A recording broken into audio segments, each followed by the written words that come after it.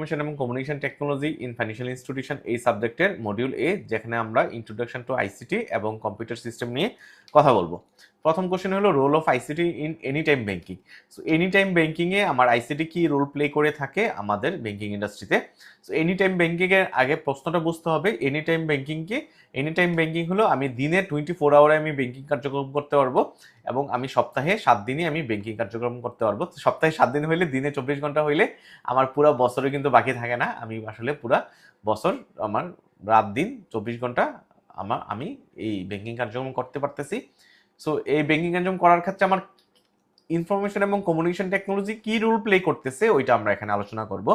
যেমন এখন আমি কিন্তু রাত্রেবেলায়, যেমন আমি ক্লাসের পরে হঠাৎ মনে পড়লো যে আমার ভেন্ডরের পেমেন্ট দেয় নাই। সো আমি কিন্তু বসে কি করতেছি, ভেন্ডরের পেমেন্ট দিচ্ছি, ক্রেডিট কার্ডের বিল পে করতেছি।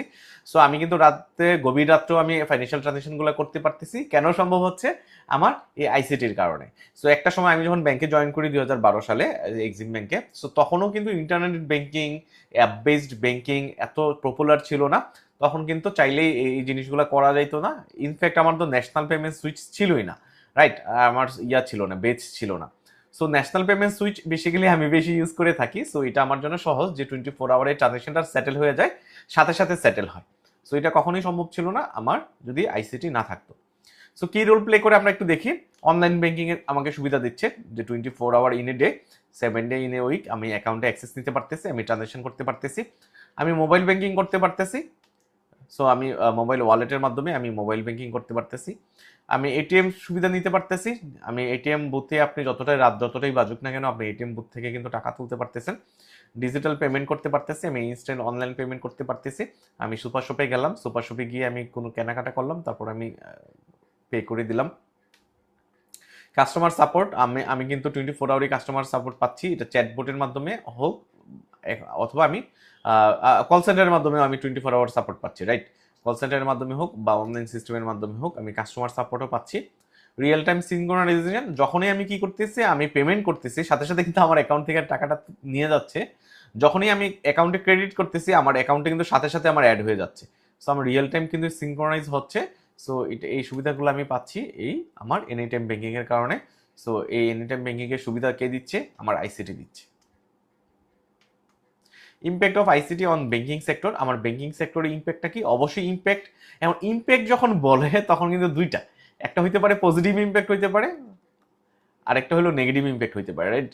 সো নেগেটিভ, আমার আইসিটি তো ব্যাংকিং সেক্টর নেগেটিভ ইম্প্যাক্ট নাই, আমার চ্যালেঞ্জ বলতে পারি, আমার চ্যালেঞ্জ আছে, রাইট? সো আমি শুরুতে পজিটিভ ইম্প্যাক্টগুলো দেখবো আর চ্যালেঞ্জগুলো দেখবো। তাহলে আমার বেনিফিটগুলো আমি দেখবো। সো আমার পজিটিভ ইম্প্যাক্টগুলো দেখবো কি, এটা আমাকে কনভিনিয়েন্ট করতেছে, আমি 24 আওয়ারে আমি অনলাইন ব্যাংকিং করতে পারতেছি, আমার স্পিড দিচ্ছে, আমি দ্রুত সময়ে আমার ট্রানজাকশনটা সেটেল হচ্ছে। আমাকে এক সময় কি করা লাগতো, আমার চেক দেওয়া লাগতো, চেক ক্লিয়ারিং হয়ে আসতে বাংলাদেশ ব্যাংকে 3 দিন লাগতো অথবা 2 দিন লাগতো। আমি দেখছি, আমি যখন এক্সিম ব্যাংকে 2012 সালে জয়েন করছি তখন দেখতাম যে নন এমআইসিআর চেক ক্লিয়ারিং এ যদি দৌড়াই তাহলে আমার 2 দিন পরে আমার অ্যাকাউন্টে আসতো, মানে যেদিন দৌড়াইছি ওই দিন তার পরের দিন বিকালবেলা আসতো। বাট এখন এমআইসিআর হওয়ার পরে কি হয়েছিল, আমার এমআইসিআর হওয়ার পরেও কিন্তু 2 দিন লাগতো শুরুতে, ঠিক আছে? এখন সকালে দৌড়াইলে সন্ধ্যায় চলে আসে, বাট শুরুতে আমার 2 দিন লাগতো। এখন কিন্তু আমি এমআইসিআর চেক সকালে যদি আমি দৌড়াই, আমার আওয়ারে, আমার ব্যাচ যদি আমি ট্রানজেকশন আওয়ারে দৌড়াই তাহলে বিকালে চলে আসতেছে, হাই ভ্যালু হইলে 4টার ভিতরে চলে আসতেছে, আমার ল ভ্যালু হইলে 6টার ভিতরে চলে আসতেছে। সো আর আমি যদি অনলাইন ব্যাংকিং করি তাহলে কিন্তু সাথে সাথে হচ্ছে, রাইট? আমার সাথে সাথে ক্রিয়েট হয়ে যাচ্ছে যদি আমি ন্যাশনাল পেমেন্ট সুইচের মাধ্যমে করি অথবা আমি আরটিজিএস এর মাধ্যমে করি। আর আমি যদি বিএফটিএন এর মাধ্যমে করি, বিএফটিএন এর মাধ্যমে করলে আমার হয়তো এক বেলা লাগতেছে। আমি যদি 12টার ভিতরে দৌড়াই আমার 2টার পরে চলে আসতেছে, আমি যদি 2টার ভিতরে দৌড়াই পরের দিন ফার্স্ট আওয়ারে চলে আসতেছে। সো আমার স্পিড বাড়তেছে আমার এই আইসিটির কারণে আমার ব্যাংকিং সেক্টরে। কস্ট এফিসিয়েন্সি হচ্ছে, আমার এখানে খরচ বেঁচে যাচ্ছে, অনেক অনেক ইস্যুতে আমার খরচ বেশি বেঁচে যাচ্ছে। এবং গ্লোবাল রিচ, আমি কিন্তু পুরো বিশ্বকে আমি রিচ করতে পারি। আজকে যদি আমার বাইরের কান্ট্রি থেকে কেউ আমার অ্যাকাউন্টে টাকা পাঠায়, আমার কিন্তু সাথে সাথে চলে আসতেছে আমার অ্যাকাউন্টে, ওই দিনেই চলে আসতেছে। তাহলে রিস্কটা কি, আমার চ্যালেঞ্জটা কি? চ্যালেঞ্জটা হলো সাইবার সিকিউরিটি থ্রেট। আমরা জানি যে অনেক ফ্রড ফরজারি হচ্ছে, অনেক অ্যাকাউন্ট থেকে টাকা চলে যাচ্ছে এই সাইবার সিকিউরিটি থ্রেটের কারণে। ডেটা প্রাইভেসি ইস্যু, আমার ডেটা প্রাইভেসি নষ্ট হয়ে যাচ্ছে। সো আমার এটা সবসময় হয় না, সো মাঝে মাঝে হয় আর কি। সেই ছিল আমার চ্যালেঞ্জ এবং বেনিফিট আইসিটির ব্যাংকিং সেক্টরে। আমরা চলে যাচ্ছি ইলেকট্রনিক ব্যাংকিং এবং 5 কি সিস্টেম। ইলেকট্রনিক ব্যাংকিংটা কি? ইলেকট্রনিক ব্যাংকিং আমি আর 5 কি সিস্টেম, 5টা সিস্টেম কি? তো ইলেকট্রনিক ব্যাংকিং আর অনলাইন ব্যাংকিং। দেখেন অনলাইন ব্যাংকিং আর ইলেকট্রনিক ব্যাংকিং এগুলো খুব কাছাকাছি টার্ম, খুবই কাছাকাছি টার্ম। ইলেকট্রনিক ব্যাংকিং হলো আমি যদি কি করে থাকি, ই ব্যাংকিংও বলতে পারি, যে conducting financial transaction using electronic means. আমি ইলেকট্রনিক মিনস ইউজ করে যদি আমি করে থাকি ওটাকে আমি ইলেকট্রনিক ট্রানজাকশন বলতেছি। Such as computer, smartphone, ATM. আমি যখন ইলেকট্রনিক ডিভাইস, আমি আরেকটা শব্দ ইউজ করতে পারি, আমি ইলেকট্রনিক ডিভাইস যখন ইউজ করে করতেছি ওটাকে আমি ইলেকট্রনিক ব্যাংকিং বলতেছি। ঠিক আছে? সো আমার কম্পিউটার একটা ডিভাইস, আমার স্মার্টফোন একটা ডিভাইস, আমার এটিএম একটা ডিভাইস। সো আমি ইলেকট্রনিক ডিভাইস ইউজ করে আমি ব্যাংকিং করতেছি। সো এটা হলো আমার ইলেকট্রনিক ব্যাংকিং বা ই ব্যাংকিং বলতে পারি। It offer convenient flexibility for managing financial any time anywhere. তাহলে অনলাইন ব্যাংকিং কোনটা? অনলাইন ব্যাংকিং হলে আমি ইলেকট্রনিক ব্যাংকিং, আমি ইলেকট্রনিক ডিভাইস ইউজ করে করতেছি। আর ডিভাইস হইলেই হবে না, আমার ডিভাইসের সাথে আমার অবশ্যই কি থাকা লাগবে, ইন্টারনেট কানেকশন থাকা লাগবে, রাইট? সো ইন্টারনেট কানেকশন থাকা লাগবে, আমার অনলাইন অ্যাক্সেস থাকা লাগবে। সো আমার অনলাইন অ্যাক্সেস থাকলেই আমি কি করতে পারবো, আমি ট্রানজাকশন করতে পারবো। ঠিক আছে? আদারওয়াইজ পারবো না।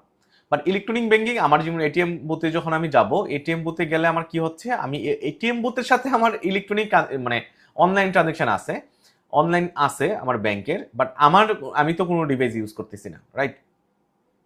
সো অনলাইন ব্যাংকিং এ আমি কি করতে হবে, অনলাইন ব্যাংকিং এ আমি আমি কি বলতেছি, অনলাইন ব্যাংকিং যখন বলবো তখন আমি ফোকাস করব ইন্টারনেট কানেকশনকে ফোকাস করব। আমি বলতেছি ইন্টারনেট কানেকশনের মাধ্যমে আমি যখন ট্রানজাকশন করতেছি, ব্যাংকিং করতেছি। বাট ইলেকট্রনিক ব্যাংকিং যখন বলা হবে তখন ওইটা ফোকাস করতেছে, ডিভাইসকে ফোকাস করতেছে, যে আমি ইলেকট্রনিক ডিভাইস ইউজ করে ব্যাংকিং করতেছি। এটা হইতে পারে আমার মোবাইল ফোন ইউজ করে করতেছি, অথবা হইতে পারে এটিএম বুথ ইউজ করে করতেছি। ঠিক আছে? সো 5 ইলেকট্রনিক ব্যাংকিং সিস্টেমের আমার এক্সাম্পল কি, অনলাইন ব্যাংকিং হলো ওয়ান অফ দেম। আমার ইলেকট্রনিক ব্যাংকিং এর একটা পার্ট হলো online banking, right? So electronic banking এর একটা পার্ট হলো অনলাইন ব্যাংকিং। যখন আমি কি করে থাকি, ম্যানেজ অ্যাকাউন্ট, ট্রান্সফার মানি, পে বিল বায়া কম্পিউটার অথবা মোবাইল। আমি আমার মোবাইল অথবা আমার কম্পিউটার থেকে যখন আমি অনলাইন অ্যাক্সেস ইউজ করে আমি যখন কি করে থাকি, আমি যখন ব্যাংকের কোর ব্যাংকিং এ আমি অ্যাক্সেস নিয়ে আমি ট্রানজাকশনটা করে থাকি, ওইটা হলো অনলাইন ব্যাংকিং। মোবাইল ব্যাংকিং আমি ব্যাংকিং বাই স্মার্টফোনের মাধ্যমে, স্মার্টফোন অ্যাপের মাধ্যমে যখন আমি করে থাকি, ওয়ালেটও বলা হয় এটাকে, ওয়ালেটও বলা হয়। সো একটা সময় কিন্তু ছিল, আমি একটু অন্য গল্প করি, ধরেন একটা সময় কিন্তু ইন্টারনেট ব্যাংকিং আসছিল, সব ব্যাংক কি করছিল, ইন্টারনেট ব্যাংকিং আসছিল। ইন্টারনেট ব্যাংকিং মানে কি, যে আমি আমার পিসিতে যাব অথবা আমার মোবাইলে যাব, মোবাইলে আমি কি করব, মোবাইলে আমি আমার ব্যাংকের ওয়েবসাইটে ঢুকে ওইখানে ইন্টারনেট ব্যাংকিংটা চুজ করে আমি আমার ইন্টারনেট ব্যাংকিং এর ইউজার নেম পাসওয়ার্ড দিয়ে আমি ঢুকে, আমি ব্রাউজ করে ঢুকে তারপর আমি ট্রানজাকশন করতাম, রাইট? তারপরে কি আসলো, অ্যাপ চলে আসলো। আমি একটা অ্যাপ পাবো, আমি প্রতিটা ব্যাংকে কিন্তু এখন অ্যাপ দিছে, অ্যাপের মাধ্যমে আমি কি করতে পারি, অ্যাপে ঢুকবো। এবার আপনি অ্যাপে ঢোকার জন্য ইউজার নেম পাসওয়ার্ড ইউজ করবেন। তো দুইটার ডিফারেন্স কি আমাকে বলেন তো? অনলাইন ব্যাংকিং এ যখন আপনি ইউজার নেম পাসওয়ার্ড দিচ্ছেন, ইন্টারনেট ব্যাংকিং এ যখন ইউজার নেম পাসওয়ার্ড দিচ্ছেন, তখন আমাকে ব্রাউজার ইউজ করা লাগতেছে। আমি একটা শব্দ লিখলাম, আপনাকে ব্রাউজার ইউজ করা লাগতেছে, যে মোজিলা ফায়ারফক্স অথবা আমি কি ক্রম ইউজ করতেছি, ব্রাউজার ইউজ করে আমি কি করতেছি, ইউজার নেম পাসওয়ার্ড দিয়ে আমি ট্রানজাকশনটা করতেছি। আর যখন আমি অ্যাপ বেস ব্যাংকিং করতেছি, তখন কিন্তু আমি অ্যাপে ইউজার নেম পাসওয়ার্ড দিচ্ছি, আমি কিন্তু ব্রাউজার ইউজ করতেছি না, রাইট? সো এখন আমি যেমন বেশি ইউজ করে থাকি ব্র্যাক ব্যাংকের আস্থা, অথবা আমি মিডল্যান্ড ব্যাংকের আমার অ্যাপ।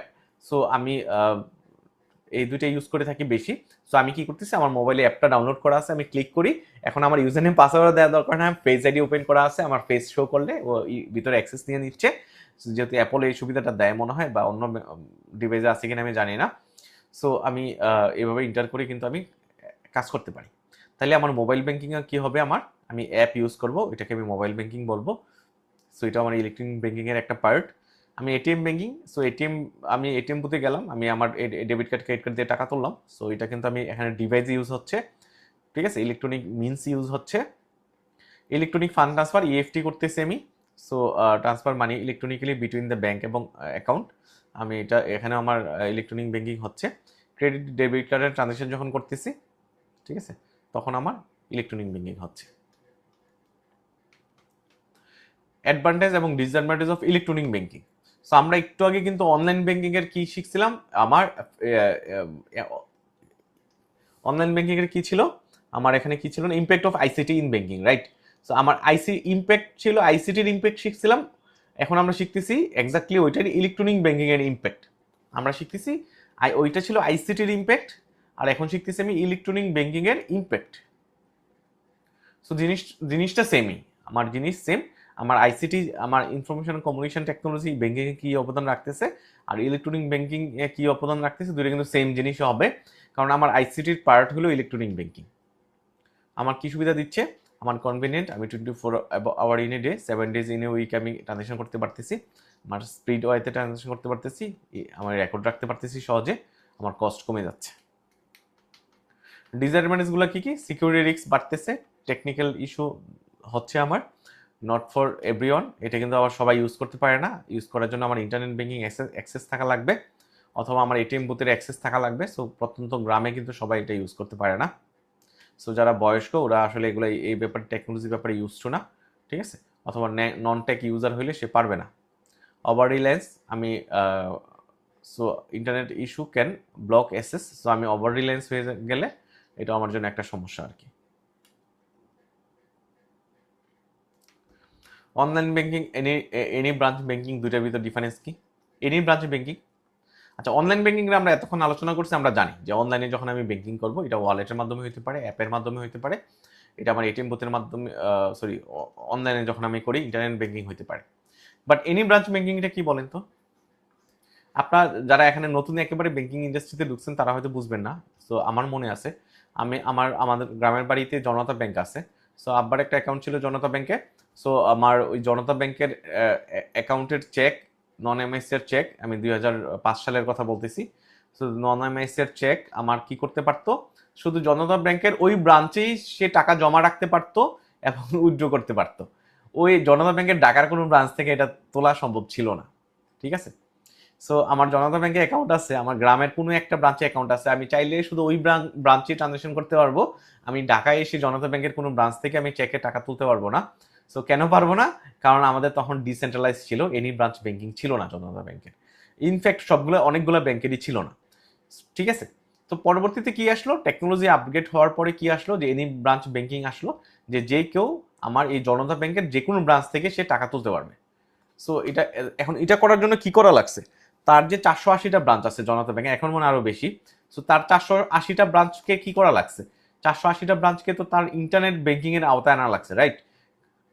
কারণ হলো কি, আমি যখন ঢাকা থেকে জনতা ব্যাংকের একটা অ্যাকাউন্ট থেকে টাকা তুলবো, সাথে সাথে যদি আমি অ্যাকাউন্টে হিট না করে, তাহলে তো দেখা গেল সে ঢাকা থেকেও তুলবে, গ্রাম থেকেও তুলবে, রাইট।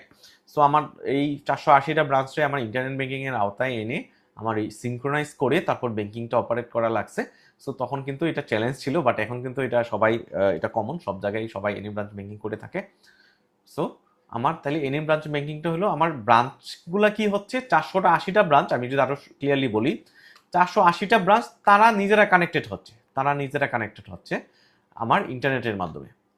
আর অনলাইন ব্যাংকিংয়ে আমার কি করতেছে, আমি একজন কাস্টমার, আমার সাথে ব্যাংকের যে অ্যাকাউন্ট ওইটাকে আমার কানেকশন করে দিচ্ছি, যাতে আমি ট্রানজাকশন করতে পারি। এবার বোঝা গেল। সো অনলাইন ব্যাংকিং কি করতেছে, banking service through internet, customer can check balance, এখানে কাস্টমারকে সুযোগ দেওয়া হয়েছে ব্যালেন্স চেক করার জন্য, ফান্ড ট্রান্সফার করার জন্য, বিল দেওয়ার জন্য।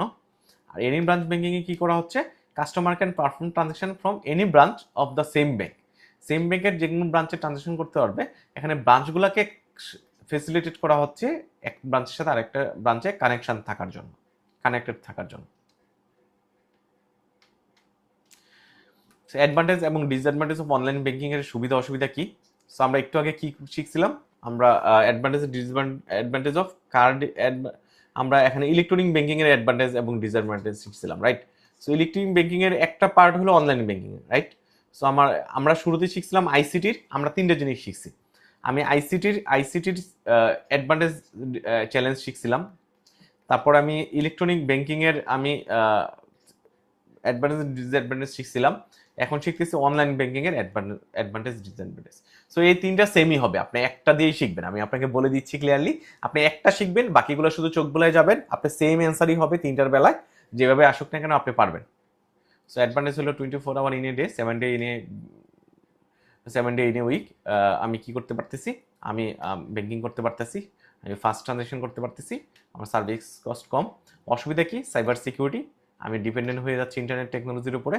আমার লিমিটেড পার্সোনাল ইন্টারাকশন থাকতেছে, আমি সরাসরি শুধু ইন্টারনেট ব্যাংকিং ইউজ করি আমি ট্রানজাকশন করতেছি, ব্যাংকের ব্রাঞ্চে কখনোই যাচ্ছি না। এবার আসি মোবাইল ফাইন্যান্সিয়াল সার্ভিস।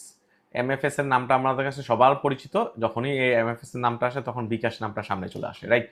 সো আমার মোবাইল ফাইন্যান্সিয়াল সার্ভিস মানে মোবাইলে যখন আমি ফাইন্যান্সিয়াল সার্ভিস অ্যাভেল করি, সো মোবাইলের মাধ্যমে কখন অ্যাভেল করতে পারবো? আমার এটা স্মার্টফোন অথবা বাটন ফোন হওয়া লাগবে, এবং আমাকে কি করা লাগবে?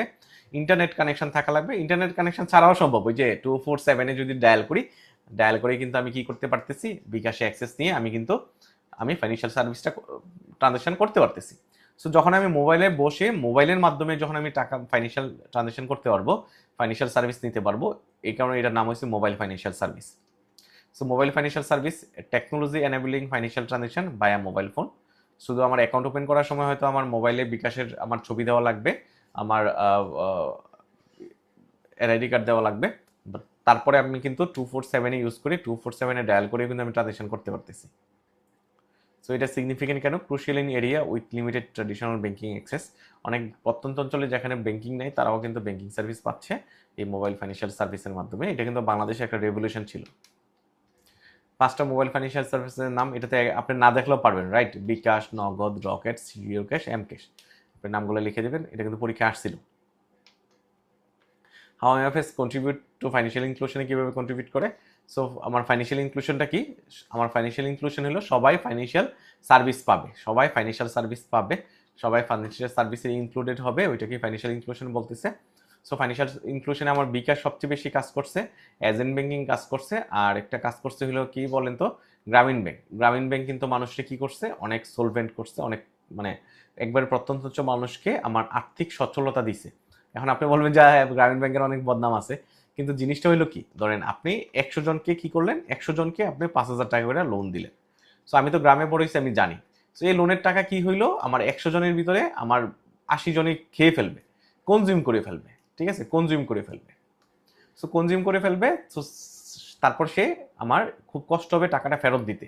আমি জানি এটা হলো তার সমস্যা, বদনাম, যে প্রপার ইউজটা করতে পারে না। বাকি 20 জন হয়তো প্রপার ইউজ করছে, সে হয়তো 5,000 টাকা দিয়ে সে একটা ছাগল কিনছে অথবা হাঁস মুরগি কিনছে, সে হয়তো তার একটা আর্নিং সোর্স হয়েছে। বাট কোশ্চেনটা ওইটা না, কন্ট্রিবিউশনটা ওইটা না।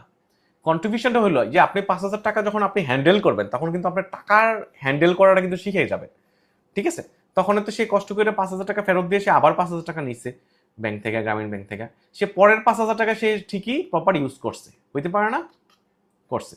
অথবা সে হয়তো খুব কষ্টে ছিল, এই 5,000 নেওয়ার ফলে সে কি করতে পারছে?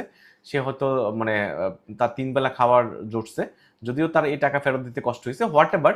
জিনিসটা হলো ফাইন্যান্সিয়াল হ্যান্ডলিং। আমি আবার অন্যভাবে দেখি যে আপনি টাকা নিয়ে মনিটর করা, টাকার ট্রানজেকশন করাটা তো শিখছেন, ঠিক আছে? আপনার হাতে তো টাকা আসছে, স্পেশালি নারীদের হাতে।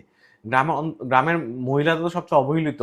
সো মহিলাদের কোনো মানে সমাজে ভ্যালু, মানে ফ্যামিলিতে ওই সেন্সে ভ্যালু না, মানে ফাইন্যান্সিয়াল ট্রানজেকশনে তাদের কোনো অবদানই ছিল না। সো তারাও কিন্তু ইনভলভ হয়েছে ফাইন্যান্সিয়াল ট্রানজেকশনে। সো তারা কিন্তু একটা ফ্রিডম পাইছে, একটা পাওয়ার পাইছে। এখন আপনি বলেন পাওয়ার খারাপ, কিন্তু না, সব পাওয়ার খারাপ না। যখন আপনি ধরেন একটা লেভেল পর্যন্ত পাওয়ার দরকার আছে, আদারওয়াইজ হয় কি? আপনি মানুষ তো, আমরা কিন্তু আমি ওই সেন্সে বলতে চাচ্ছি না। ইন এ জেনারেল যদি ধরেন এখানে আপনার মানে আমার দেখেন আজকে ইরানের উপর আঘাত হানতেছে, ইরান যদি পাল্টা আঘাত না হানে তাহলে তো শেষ করে ফেলবে, ওর দেশে যা সম্পদ ছিল সব নিয়ে যাবে এনিহাও, ইনডাইরেক্টলি হয়তো ওর গভর্নমেন্ট বসাবে আমেরিকার মতো করে। সো ইরানের সে কন্ট্রোল করার চেষ্টা করবে। সো কন্ট্রোল করে কেন? কন্ট্রোল করে তো সুবিধা নেওয়ার জন্য, রাইট?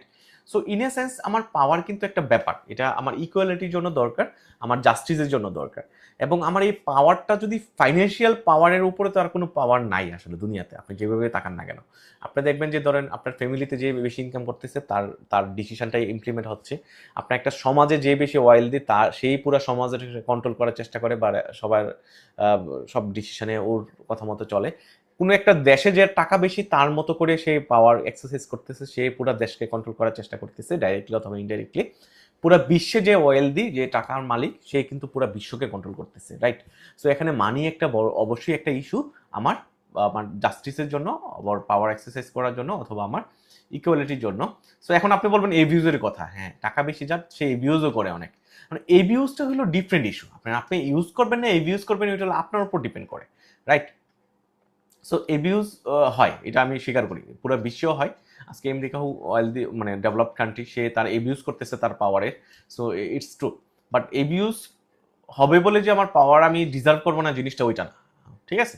সো এবিউজটা তো আমার ডিফারেন্ট ইস্যু, বাট আমার এবিউজ ডিফারেন্ট ইস্যু, বাট আমার ডেভেলপমেন্টের জন্য, জাস্টিস এনশিওর করার জন্য অবশ্যই আমার পাওয়ার লাগবে, ফাইন্যান্সিয়াল পাওয়ার অবশ্যই লাগবে, যেখানে আমার এমএফএস গুলা সরি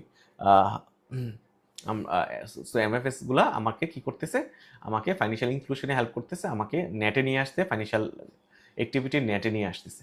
আরেকটা জিনিস, এটা আমি ইন্ডিভিজুয়াল লেভেলে বলছি, আমার একটা কান্ট্রির ডেভেলপমেন্টের জন্য আমার সবাইকে ইনক্লুড করা লাগবে, রাইট। আপনার 5,000 টাকা এরকম আমার 5 লাখ মানুষের 5,000 টাকা মিলে কিন্তু আমার ক্যাপিটাল ফর্ম হচ্ছে। ক্যাপিটাল দিয়ে কিন্তু আমরা কি করতেছি, আমরা আমাদের লোন দিচ্ছি, লোন দেওয়ার কারণে কিন্তু ইন্ডাস্ট্রিয়ালাইজেশন হচ্ছে।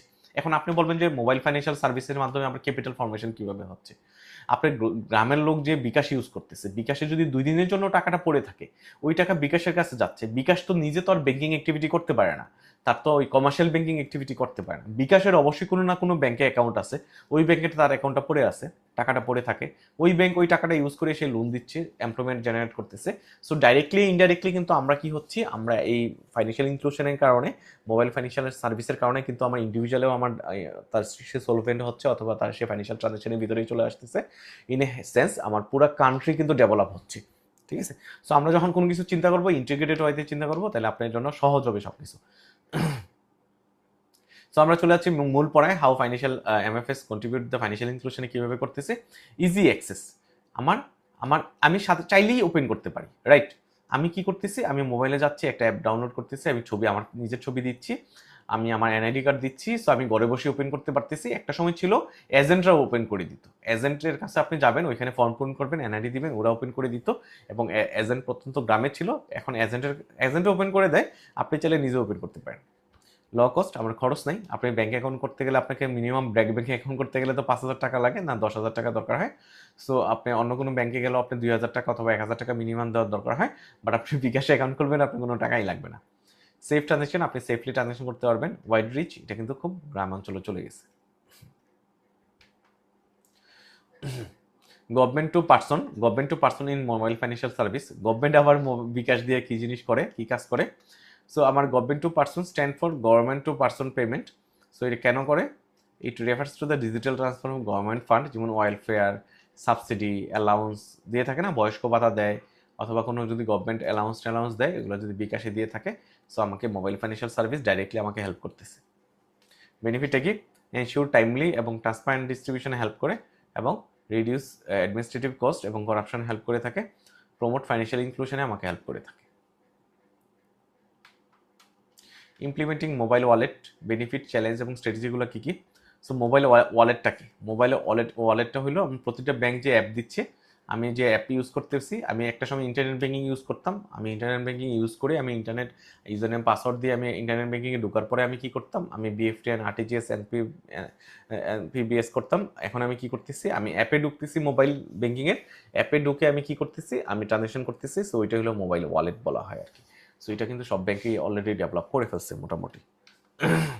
সো এটা সুবিধা কি, আমি বিল পে করতে পারি, ফান্ড ট্রান্সফার করতে পারি, আমি এক্সপেন্স ট্রেকিং করতে পারি। চ্যালেঞ্জটা কি, আমার ল অ্যাডাপশন, সাম কাস্টমার মে হেজিটেট, অনেকে আসলে ইউজ টু না। আপনি একবার ইউজ টু হয়ে গেলে আপনার কিন্তু ভালো লাগবে, রাইট। সিকিউরিটি রিস্ক থাকে এখানে, টেকনিক্যাল ইস্যু থাকে। এখন সিকিউরিটি রিস্ক কথাটা হলো কমন, আমার হয়তো 1 কোটির ভিতরে 2 জন ফ্রড ফরজারির শিকার হয়, বাট আমার সিকিউরিটি কিন্তু ওইভাবে এনশিওর করেই আসলে ওয়ালেটটা লঞ্চ করা হয়।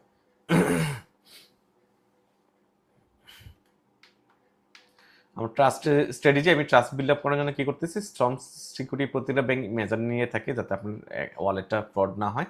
কাস্টমার এডুকেশন, আমি কাস্টমার ট্রেন আপ করতেছি। কুইক সাপোর্ট দিচ্ছি, কোনো যদি ট্রানজাকশন মিসম্যাচ হয় আমি কুইক সাপোর্ট দিচ্ছি। কি এমএফএস সার্ভিস ইন বাংলাদেশ, বাংলাদেশে এমএফএস সার্ভিসগুলো কি কি, আমি ক্যাশ ইন করতে পারি, ক্যাশ আউট করতে পারি, এগুলো আমরা জানি, আমি ডিটেলে গেলাম না। পার্সন টু পার্সন ট্রান্সফার করতে পারি, বিল পেমেন্ট করতে পারি, মোবাইল রিচার্জ করতে পারি। এখন তো আমি লাস্ট কবে মোবাইল রিচার্জ দোকানে মোবাইল রিচার্জ করছি আমার জানা নাই, মনে 3-4 বছর 5 বছরে করি নাই। সো আপনিও হয়তো করেন না। সো আমার কি করতে হয় না, মোবাইল রিচার্জ দোকানে যাওয়া লাগে না। আমি কি করতেছি, আমি মোবাইল বিকাশ থেকে আমি আমার মোবাইলটা রিচার্জ করতে পারতেছি।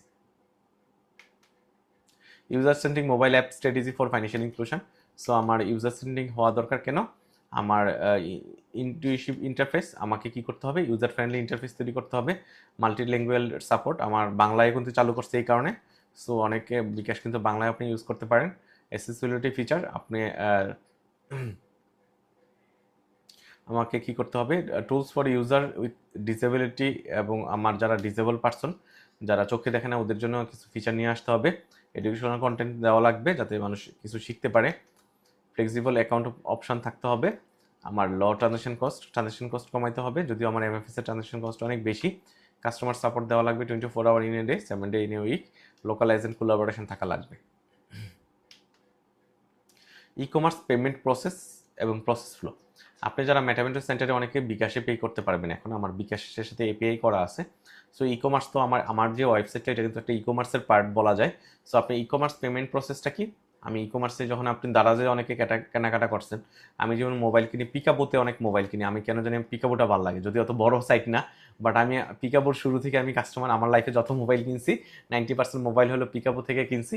সো পিকাবোতে আমি যাচ্ছি, ওইখানে গিয়ে কিন্তু মোবাইল সিলেক্ট করে আমি মোবাইল কিনতেছি, হেডফোন কিনতেছি। সো এই ই কমার্সগুলোতে আমি কিভাবে পে করতেছি, আমি যেমন ধরেন আমি আপনার এখন পপুলার হইল কি, জামশেদ মজুমদার যেমন গড়ের বাজার, ওইখান থেকে আপনি খেজুর টেজুর কিনতে পারেন। তারপর হলো জাহাঙ্গীর কবিরের হলো অর্গানিক লাইফ থেকে আমি ওইখান থেকে সরিষার তেলটা কিনি। আমি যত জায়গা থেকে সরিষার তেল কিনছি, ওনার সরিষার তেলটা আমার কাছে ভালো লাগছে। সো এরকম কিন্তু আমরা মানে ই কমার্সে ট্রানজেকশন করতেছি। সো ট্রানজেকশন প্রসেসটা কি, পরীক্ষা আসলে আপনি পারেন না, ট্রানজেকশন প্রসেস ভুলে গেছেন, আপনি নিজেই করছেন বাট আপনার মাথায় আসতেছে না। সো এই কারণে একবার হইলেও দেখা লাগবে। সো ট্রানজেকশন প্রসেসটাকে আমি শুরুতে অ্যাড টু কার্ট করতেছি, আমি অ্যাড টু কার্ট করে আমি প্রোডাক্টটা সিলেক্ট করতেছি, তারপর আমি চেক আউট করতেছি। চেক আউটে গেলে আমাকে অ্যাড্রেস চাবে, আমার পেমেন্ট অ্যাড্রেস দেওয়ার পরে আমার পেমেন্ট গেটওয়েতে যাব, আমি পেমেন্ট গেটওয়ের পরে আমি অথেন্টিকেশন দিব, ঠিক আছে, 2 ফ্যাক্টর অথেন্টিকেশন, আমি আমার ক্রেডিট কার্ডের নাম্বার দিব, নাম্বার দিলে সে আমার কাছে ওটিপি চাবে আমার, ঠিক আছে। সো ওটিপি চাবে, 2 ফ্যাক্টর অথেন্টিকেশন আসবে, অথেন্টিকেশন আসলে আমি কনফার্ম করব, কনফার্ম করলে সেটেলমেন্ট হয়ে যাবে, আমার প্রোডাক্ট আমার বাসায় চলে আসবে। ই কমার্স ট্রানজাকশন সেটেলমেন্ট কিভাবে হয়, তাইলে সে কিভাবে আমার ক্রেডিট কার্ড থেকে সে টাকাটা পায়, আমি কি করতেছি, ব্যাচ করে, সে ধরেন 100 জন ওর এখান থেকে কেনাকাটা করছে। সো 100 জনের ওটা ব্যাচ হয়, ব্যাচ হয়ে গ্রুপ করে আমি কি করতেছি, সাবমিট করে সে তার ব্যাংক আর কি, সে তো করে না, সে তো আমার ই কমার্স ব্যবসায়ী, আমার করে ব্যাংক সাবমিট করে। সো ব্যাচ, আমার অবশ্যই এসএসএল কমার্স নাই, আমার শুধু বিকাশ আছে। সো যারা এসএসএল কমার্সের মাধ্যমে ক্রেডিট কার্ড ট্রানজাকশন করতেছেন, সো তারা কি করে, যেমন ধরেন আমি গড়ের বাজারের কথা ধরছি। সো গড়ের বাজার কি করছে, গড়ের বাজারের ব্যাংক অ্যাকাউন্ট আছে ধরেন ডিবিবিএল এ। সো ডিবিবিএল এ হয়তো গড়ের বাজারের ব্যাংক অ্যাকাউন্ট আছে। সো ডিবিবিএল কি করে, ডিবিবিএল এর আমার অ্যাকাউন্টে তো সব কিছু হিট করে, রাইট, যেহেতু সে ওইখানে এসএসএল কমার্স দেওয়া আছে। সো এসএসএল কমার্সে ডিবিবিএল এর অ্যাকাউন্টে হিট করে সে কি করে, আমার এগুলো ব্যাচ করে গ্রুপ করে সে সাবমিট করে ভিসা কার্ডেরগুলো এক জায়গায়, মাস্টার কার্ডেরগুলো এক জায়গায় সাবমিট করার পরে ক্লিয়ারিংয়ে যায়, বাংলাদেশ ব্যাংকের ক্লিয়ারিংয়ে যাওয়ার পরে হলো ওই ব্যাংকগুলো ফান্ড ট্রান্সফার করে দেয়। তারপর আমি আমার ডিবিবিএল কি করে থাকে, ডিবিবিএল যখন ফান্ডটা পেয়ে যায়, সে কি করে মার্কেটের অ্যাকাউন্টে ক্রেডিট করে দেয়, আমার গড়ের বাজারের অ্যাকাউন্টে ক্রেডিট করে দেয়। সো এইভাবে কিন্তু সেটেলমেন্টটা হয় আমার ই কমার্স ট্রানজাকশনের। আপনি স্টেপগুলো মনে রাখা লাগবে, আদারওয়াইজ কিন্তু আপনি ধরেন পরীক্ষায় পাজেল হয়ে যাবেন। সো একবার দেখলেই মনে থাকবে, বাট আপনার মাথাটা ঠান্ডা করে একটু মনে রাখার চেষ্টা করবে। ইন্ট্রোডাকশন এবং classification of computer base on capacity and size, আমরা কম্পিউটারে চলে যাচ্ছি। সো কম্পিউটার শব্দটা কিন্তু একটা সময় পুরো বিশ্বে ছিল না, পরে আমার কি হয়েছে, কম্পিউটার শব্দটা আসছে, যেটা পুরো বিশ্বকে খুব সহজ করে দিচ্ছে। আমি একটা শব্দ লিখলাম, পুরো বিশ্বকে খুব সহজ করে দিচ্ছে, রাইট। সো ইন্ট্রোডাকশন এবং classification of computer based on capacity এবং সাইজ অনুযায়ী আমি ক্লাসিফিকেশন শিখবো আমার কম্পিউটারে। So computer, what is computer, কম্পিউটারের নাম থেকে কিন্তু একটা ডেফিনেশন পাওয়া যায়, যে ডিভাইসটা, যে মেশিনটা, আমি একটা শব্দ লিখলাম মেশিন, যে মেশিনটা কি করে কম্পিউট করে। সো কম্পিউট করে, ওইটা হলো কিন্তু কম্পিউটার। কম্পিউটার কিন্তু শুরুতে আসছিল ক্যালকুলেশনের জন্য, যোগ বিয়োগের জন্য, যোগ বিয়োগ ভাগ, ঠিক আছে। সো কম্পিউট করার জন্য, এক কথায় ক্যালকুলেট করার জন্য, আমি আরেকটা শব্দ লিখলাম ক্যালকুলেট করার জন্য। সো ক্যালকুলেট করার জন্য কম্পিউটার আসছিল, কিন্তু এখন শুধু কম্পিউটার ক্যালকুলেটই করে না, অনেক কাজ করে। আপনি এখানে কি করতে পারেন, লিখতে পারেন, ডেটাবেসে মেনটেন করতে পারেন। সো অনেক কাজ করে থাকে এখন। So what is the computer, দেখি বইয়ের ভাষায় কি বলছে। এটা একটা ইলেকট্রনিক ডিভাইস, আমি বলছিলাম মেশিন, ও বলছে ইলেকট্রনিক ডিভাইস। আপনি মেশিনও বলতে পারেন, ইলেকট্রনিক ডিভাইসও বলতে পারেন, for data processing based on instruction. So say data process করে থাকে। এখন আমি শুধু কম্পিউট করে বলি না, আপনি কম্পিউট করে বলতে পারেন, যে কম্পিউট করে, ক্যালকুলেট করে, অথবা সে ডেটা প্রসেস করে বেসড অন ইনস্ট্রাকশন। আপনি যেভাবে ইনস্ট্রাকশন দিবেন সে ওইভাবে কিন্তু ডেটা প্রসেস করে থাকে, রাইট? সো ডেটার ভিতরে কিন্তু আপনার কম্পিউটিং একটা ডেটা প্রসেসিং একটা ব্রডার টার্ম, এটার ভিতরে কিন্তু আপনার কম্পিউট করা আছে। ক্লাসিফিকেশন বাই ক্যাপাসিটি এবং size, super computer, main frame computer, mini computer, micro computer. So আমার সুপার কম্পিউটারটা কি? আমার সুপার কম্পিউটার আমি ওয়েদার ফরকাস্টিংয়ের জন্য ইউজ করে থাকি, এভাবে মনে রাখেন, যেটা খুব বড় কম্পিউটার। আমি আমার ঘূর্ণিঝড় আসবে কিনা না আসবে ওইটা ফরকাস্ট করার জন্য ইউজ করে থাকি। মেইন ফ্রেম কম্পিউটার হলো আমি কি লার্জ অর্গানাইজেশনে ইউজ করা হয়, যেমন বাংলাদেশের সবচেয়ে বড় অর্গানাইজেশন কোনটা? ধরেন বসুন্ধরা গ্রুপ, অথবা আপনার ধরেন আমার ওয়ালটন, তারা ইউজ করে থাকে। সো মাইক্রো কম্পিউটার কোনটা? মাইক্রো কম্পিউটার হলো মিডিয়াম সাইজ কম্পিউটার। আর মাইক্রো কম্পিউটার কোনটা? আমরা যেটা ইউজ করে থাকি একবারে মিনি কম্পিউটার হলো মিডিয়াম সাইজ, আর মাইক্রো কম্পিউটার হলো আমরা ইউজ করে থাকি ডেস্কটপ অথবা ল্যাপটপ, ঠিক আছে? সো আমি এখানে এই যে মেইন ফ্রেম কম্পিউটারের কথা বলছি, লার্জ অর্গানাইজেশন, বাংলাদেশের কোনো লার্জ অর্গানাইজেশন এই মেইন ফ্রেম কম্পিউটার ইউজ করে না। এগুলো বেসিক্যালি ইউএসএ আমেরিকাতে বড় বড় কোম্পানিগুলো ইউজ করে থাকে বিভিন্ন কারণে, টেকনোলজি ইস্যুতে।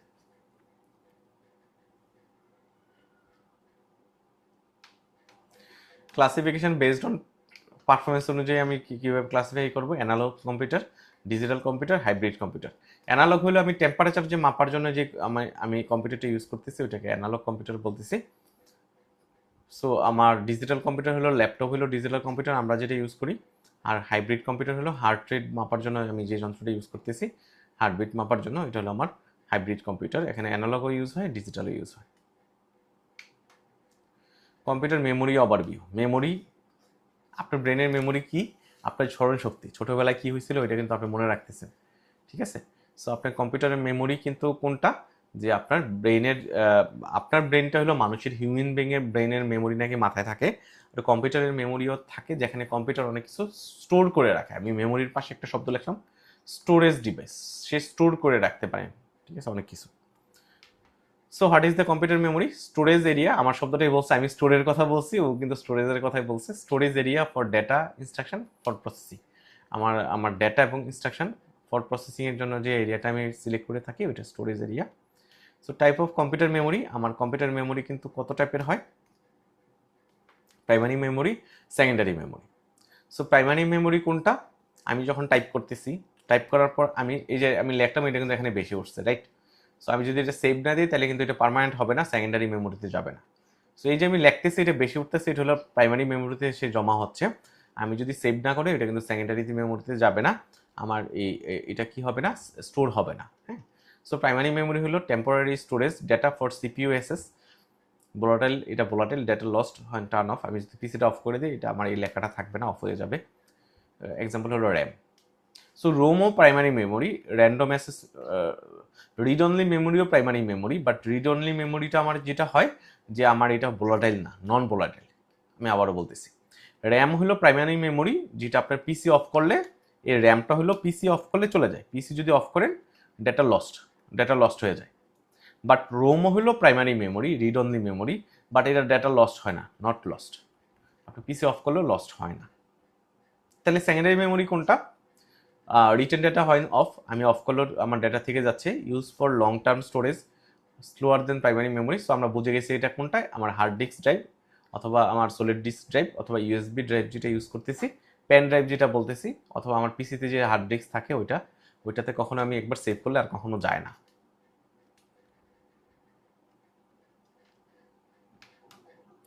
ক্যাচ মেমোরি কোনটা? ক্যাচ মানে কি ধরা না? ধরা। আমরা বলি না বল ক্যাচ নিচ্ছি, ধরছি। বল ক্যাচ নেওয়া মানে কি? আমরা বলটা হাতে আমরা ধরে ফেলছি। সো ক্যাচ মেমোরি হলো ওই মেমোরিটা যেটা কি করে, যেটা আমার এটা ক্যাচ করে, হ্যাঁ? So cache memory is small high speed volatile memory located close to the সিপিউর কাছাকাছি থাকে। It store frequently access data and instruct to speed up the processing, act as buffer between CPU এবং main মেমোরির মাঝখানে buffer হিসেবে কাজ করে থাকে। If data is found in the cache, it avoids slower RAM access. Cache is faster but more expensive than RAM, so its size is limited. So cache memory আমি যখন আমি ধরেন একটা লেখলাম, হ্যাঁ, স্পিড একটা শব্দ লেখলাম, তো লেখার সাথে সাথে সে ক্যাচ করে ফেলছে না? সে কিন্তু ক্যাচ করে ফেলছে। সো এই যে ক্যাচ মেমোরিটা, সে যে আমাকে এটা রেকর্ড করে ফেলছে, এই রেকর্ডটা কিন্তু আমার কি সিপিইউ আর ইয়ার মাঝখানে, রিড অনলি মেমোরির মাঝখানে আমি লিখছি, এটা রিড অনলি মেমোরি হয়ে গেছে, এবং আমার এটা কিন্তু সিপিইউ মানে ওই যে আমার মেমোরির মাঝখানে কিন্তু এটা খুব স্পিডে হচ্ছে। সো আমি যত স্পিডে লিখি না কেন সে ক্যাচ করতে পারতেছে, আমি যত কিছু এই যে টান দিছি ক্যাচ করে ফেলছে, টান দিছি ক্যাচ করে ফেলছে। সো এটা কিন্তু আমার স্টোরও হয়ে গেছে, রাইট, টেম্পোরারিলি। সো এটাকে আমি ক্যাচ মেমোরি বলতেছি, যে আমি লেখার সাথে সাথে যে সে ক্যাচ করতেছে, এটা হলো ক্যাচ মেমোরি, যেটা আমার সিপিইউ এবং র্যামের মাঝখানে থাকে। আন্ডারস্ট্যান্ডিং স্টোরেজ ডিভাইস, আমার স্টোরেজ ডিভাইসগুলো আমার বুঝতে হবে। সো স্টোরেজ ডিভাইসের ডেফিনেশন কি, যে hardware computer used for saving, storing এবং রিটাইপিং ডেটা। আমার কি কি কাজ করে থাকে স্টোরেজ ডিভাইস, আমি সেভ করতে পারি স্টোরে, আমি সেভ করি, স্টোর করি, জমা রাখি, এবং আবার আমার যখন প্রয়োজন হয় তখন আমি কিন্তু এটা রিভিল করতে পারি, আমি আবার রিট্রাইভ করতে পারি, রাইট। সো অনেকগুলো স্টোরেজ ডিভাইসের নাম আছে, hard disk drive, solid drive, optical drive, USB flash, memory card, external hardware, সবগুলো স্টোরেজ ডিভাইস। প্রত্যেকটার সাথে প্রত্যেকটা ডিফারেন্স আছে, অনেকগুলো আপনি জানেন, অনেকগুলো জানেন না। সো আমি সবগুলো আপনাকে শিখে দিচ্ছি। হার্ড ডিস্ক ড্রাইভটা কোনটা, যেটা আমার এই যে আমি ল্যাপটপটা ইউজ করতেছি, ক্লাস নিচ্ছি, এটার আমার এই ল্যাপটপের সাথে যেটা থাকে, হ্যাঁ, অ্যাটাচ যেটা থাকে, আমি একটা শব্দ লিখলাম অ্যাটাচ, আমার অ্যাটাচ করা থাকে, হ্যাঁ। So magnetic storage device used as the primary storage in computer. So hard disk ড্রাইভটা হলো প্রাইমারি স্টোরেজ হিসেবে কাজ করে থাকে, আমার এই ডিভাইসের সাথে অ্যাটাচ থাকে। সো আমি এটাকে র্যান্ডম অ্যাক্সেস মেমোরিও বলতে পারি। Solid state drive, faster than the HDD, they use flash memory and have no moving part. So এটাও আমার অ্যাটাচ। অপটিক্যাল ড্রাইভ কোনটা, ডিভাইস লাইক আমার সিডি, ডিভিডি এবং ব্লুরে। সো অপটিক্যাল ড্রাইভটা হলো আমার optical drive, CD, DVD, Blu-ray, মানে optical যেটা হয় আর কি, যেমন সিডিটা গোল থাকে, সো এখানে অপটিক্যাল কিছু জিনিসপত্র থাকে। সো এবার মনে রাখেন, অপটিক্যাল ড্রাইভ মানে হলো সিডি ড্রাইভ, এবার মনে রাখলেও পারে। ইউএসবি ফ্ল্যাশ ড্রাইভ কি, আমার পেন ড্রাইভ হলো ইউএসবি ফ্ল্যাশ ড্রাইভ। ইউএসবি নামটা কোত্থেকে আসছে, আমরা ইউএসবি পোর্টের মাধ্যমে ঢুকাই না, পেন ড্রাইভটা আলাদা থাকে। তাহলে এই দুইটা হলো অ্যাটাচ থাকে, হ্যাঁ, বাকিগুলো অ্যাটাচ না। ইউএসবিটা হলো আমরা ইউএসবি পোর্ট দিয়ে আমি কম্পিউটারে ঢোকাচ্ছি, এই কারণে এটাকে ইউএসবি ড্রাইভ বলতেছি, ফ্ল্যাশ ড্রাইভ বলতেছি। মেমোরি কার্ড কোনটা, মেমোরি কার্ডটা হলো আমার ইউএসবির মতোই, বাট এটা আমার পুরোটাই হলো মেমোরি কার্ড আর কি, আমি যেটা আমার ফোনে ইউজ করে থাকি নর্মালি। এখন আগেকার সময় ছিল মেমোরি কার্ড আমরা ইউজ করতাম, বাট এখন কিন্তু আমার অ্যাটাচ মানে বিল্ড আপ মেমোরি থাকে, বিল্ড ইন মেমোরি থাকে, এই কারণে আর আলাদা মেমোরি কার্ড ইউজ করার দরকার হয় না। এক্সটার্নাল হার্ড ড্রাইভ, আমি এইচডিডি ইউজ করতেছি। সো আমি এইচডিডি এবং এসএসডি আমি বলছিলাম এখানে অ্যাটাচ, রাইট। সো আমার এটা অ্যাটাচও থাকতে পারে, আমি এক্সটার্নালি ইউজ করতে পারি। আমি যখন অ্যাটাচ থাকবে আমার, তখন তো আমার পিসির সাথে অ্যাটাচই আছে। আমি ভাবলাম যে না, আমার অ্যাটাচ আছে 500 MB, সো আমি আরও 500 MB আমি আলাদাভাবে নিব, তখন এক্সটার্নাল হার্ড ড্রাইভ। সো ওইটাও আমার হার্ড ডিস্ক ড্রাইভ অথবা আমার এসএসডি, বাট আমি কি করতেছি, ওইটা আমি এক্সটার্নালি ইউজ করতেছি, আমি আলাদাভাবে রাখতেছি। আমি একটা শব্দ লিখলাম আলাদা, আমি আলাদাভাবে ইউজ করতে পারি চাইলে। আমার যদি বেশি মেমোরির দরকার হয় আমি আলাদা কিনে নিতে পারি, যেটা আমি পেন ড্রাইভের মতোই। সো আমার পেন ড্রাইভের মতোই, ইউএসবি ফ্ল্যাশ ড্রাইভের মতোই হলো এক্সটার্নাল হার্ড ড্রাইভ, বাট ডিফারেন্সটা কি, ইউএসবি ফ্ল্যাশ ড্রাইভের মেমোরিটা আমার স্মল হয়, আমার মেমোরির সাইজ ক্যাপাসিটি কম হয়, আর এটা আমার বেশি হয়। আর মেকিংও ডিফারেন্স, পেন ড্রাইভের আকার আছে, একটা আকার একরকম, আর আমার এসএসডি আমি অবশ্য দেখি নাই চোখে, এসএসডি এবং এসএসডি দেখতে কেমন আপনি গুগলে সার্চ দিয়ে দেখতে পারেন, ওদের আমার চেহারা কেমন, ঠিক আছে, ওদের আকার আবার ডিফারেন্ট হয়। সো এই ছিল আমার ভেরিয়াস স্টোরেজ ডিভাইস। কারণ কোনো কনফিউশন, আমি একটা না পড়তেছি, আপনাদের কোনো ফিডব্যাক নিচ্ছি না। So function of RAM, bias এবং হার্ড ডিস্ক। সো র্যামের ফাংশন তো আমি জানি, যে আমি এই যে টান দিলাম, এটা টেম্পোরারি জমা হইলো, মেমোরিতে যোগ হইলো। সো আমার রিড অনলি মেমোরি, এটা আমার টেম্পোরারি থাকে, যদি পিসি অফ হয়ে যায় আমার এই টানটা চলে যাবে, রাইট, সেভ না করলে। আর সেভ করলে কি হচ্ছে, র্যামের ডেটাগুলো আমার হার্ড ডিস্ক ড্রাইভে যাচ্ছে, রাইট। তাহলে বায়োসটা কোনটা, বায়োসটা হলো বেসিক ইনপুট আউটপুট সিস্টেম, ঠিক আছে। সো এটা non volatile, written into power of, আমার রিটেন ইনফরমেশন হয় পাওয়ার অফ, এটাও নন ভোলাটাইল, আমার এটা বায়োসটা আমার পার্মানেন্ট থাকে। সো আমার বায়োসটা কোনটা, তাহলে initialise test hardware during boot of communication bridge operating সিস্টেমের সাথে আমার হার্ডওয়্যারের একটা কমিউনিকেশন বিল্ড আপ করে। আচ্ছা, এটা আমি আপনাকে একটু ডিটেল বুঝাই। র্যাম এবং হার্ড ডিস্ক নিয়ে তো কারো সমস্যা নেই, আমরা তো জানি র্যান্ডম অ্যাক্সেস মেমোরি অথবা র্যান্ডম অ্যাক্সেস মেমোরিটা হলো আমি যে টান দিচ্ছি, টানটা আমার প্রাইমারিলি ভাবে আমার এটা একটা প্রাইমারি মেমোরি। সো আমি এই টানটা যদি আমার থাকবে না, কম্পিউটার অফ করে ফেললে, সো আমি কি সেভ অপশনে ক্লিক না করি, আর যখনই আমি সেভ অপশনে ক্লিক করে ফেলতেছি ওইটা কিন্তু আমার কি কোথায় চলে যাচ্ছে, হার্ড ডিস্ক ড্রাইভে চলে যাচ্ছে। তাহলে বায়োসটা কি?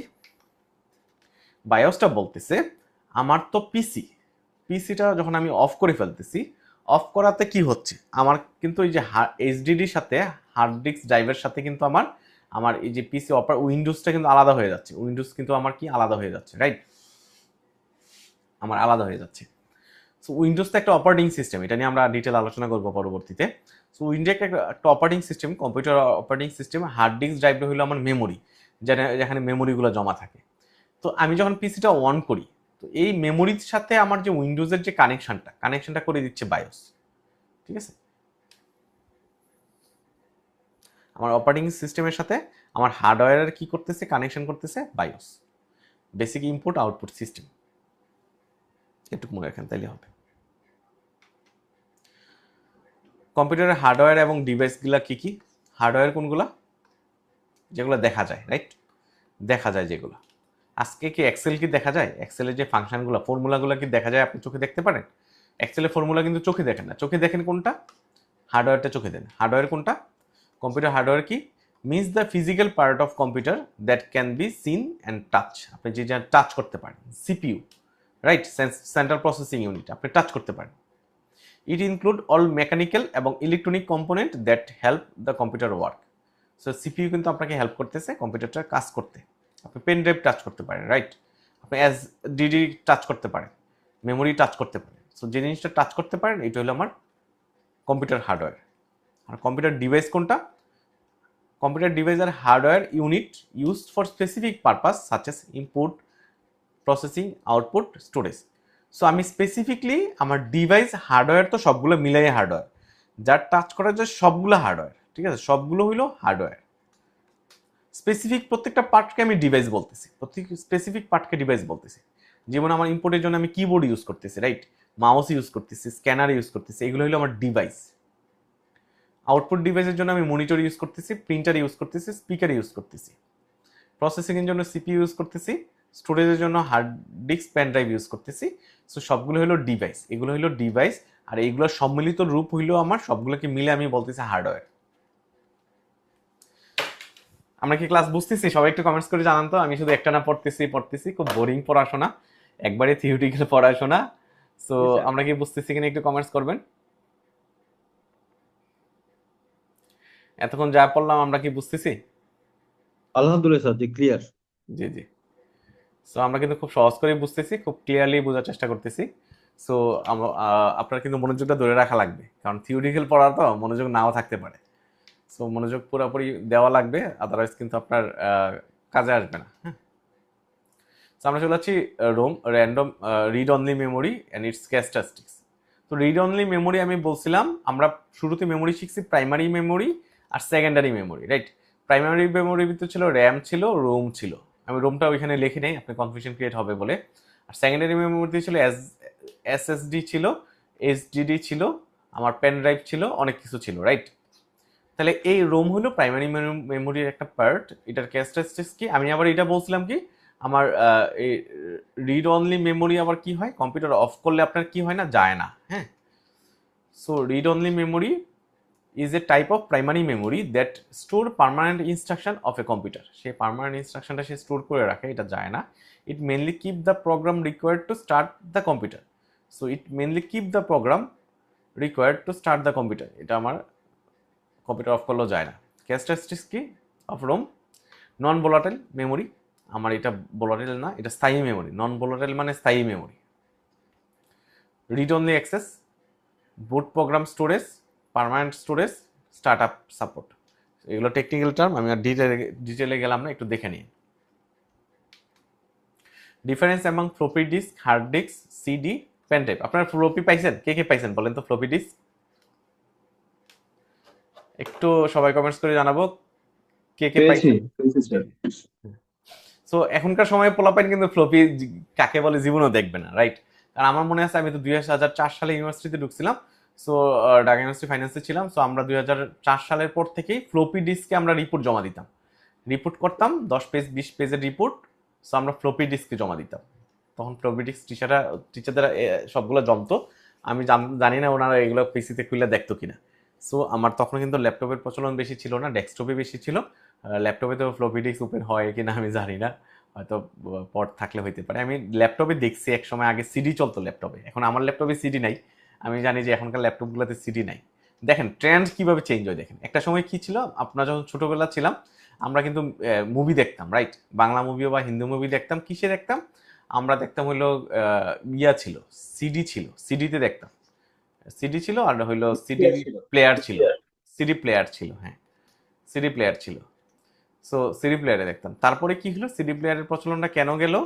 সিডি প্লেয়ারের প্রচলনটা গেছে হইলো মনে হয় ইন্টারনেট ব্যাংকিং এ আসার পরে আমরা মুভি দেখা শুরু করছি কম্পিউটারে। কম্পিউটার আসার পরে আসলে সিডি প্লেয়ারের প্রচলনটা চলে গেছে। তারপর কি হয়েছে, তখন যখন আমরা ফোন ইউজ করা শুরু করি, ফোনে আমরা কি করতাম, মেমোরি কার্ড ইউজ করতাম, রাইট? মেমোরি কার্ড কেন ইউজ করতাম? গান শোনার জন্য, সং শোনার, গান শোনার জন্য। কারণ কি, তখন ইন্টারনেট ছিল না, ইউটিউব ছিল না। সো আমি তখন আমার এই মেমোরি কার্ডটাই ছিল আমার ভরসা। আমি দোকানে যাইতাম, গিয়ে মেমোরি কার্ডে আমার পছন্দের মতো গান লোড দিতাম। প্রতি ওইখানে আবার চার্জ করতো দোকানদার।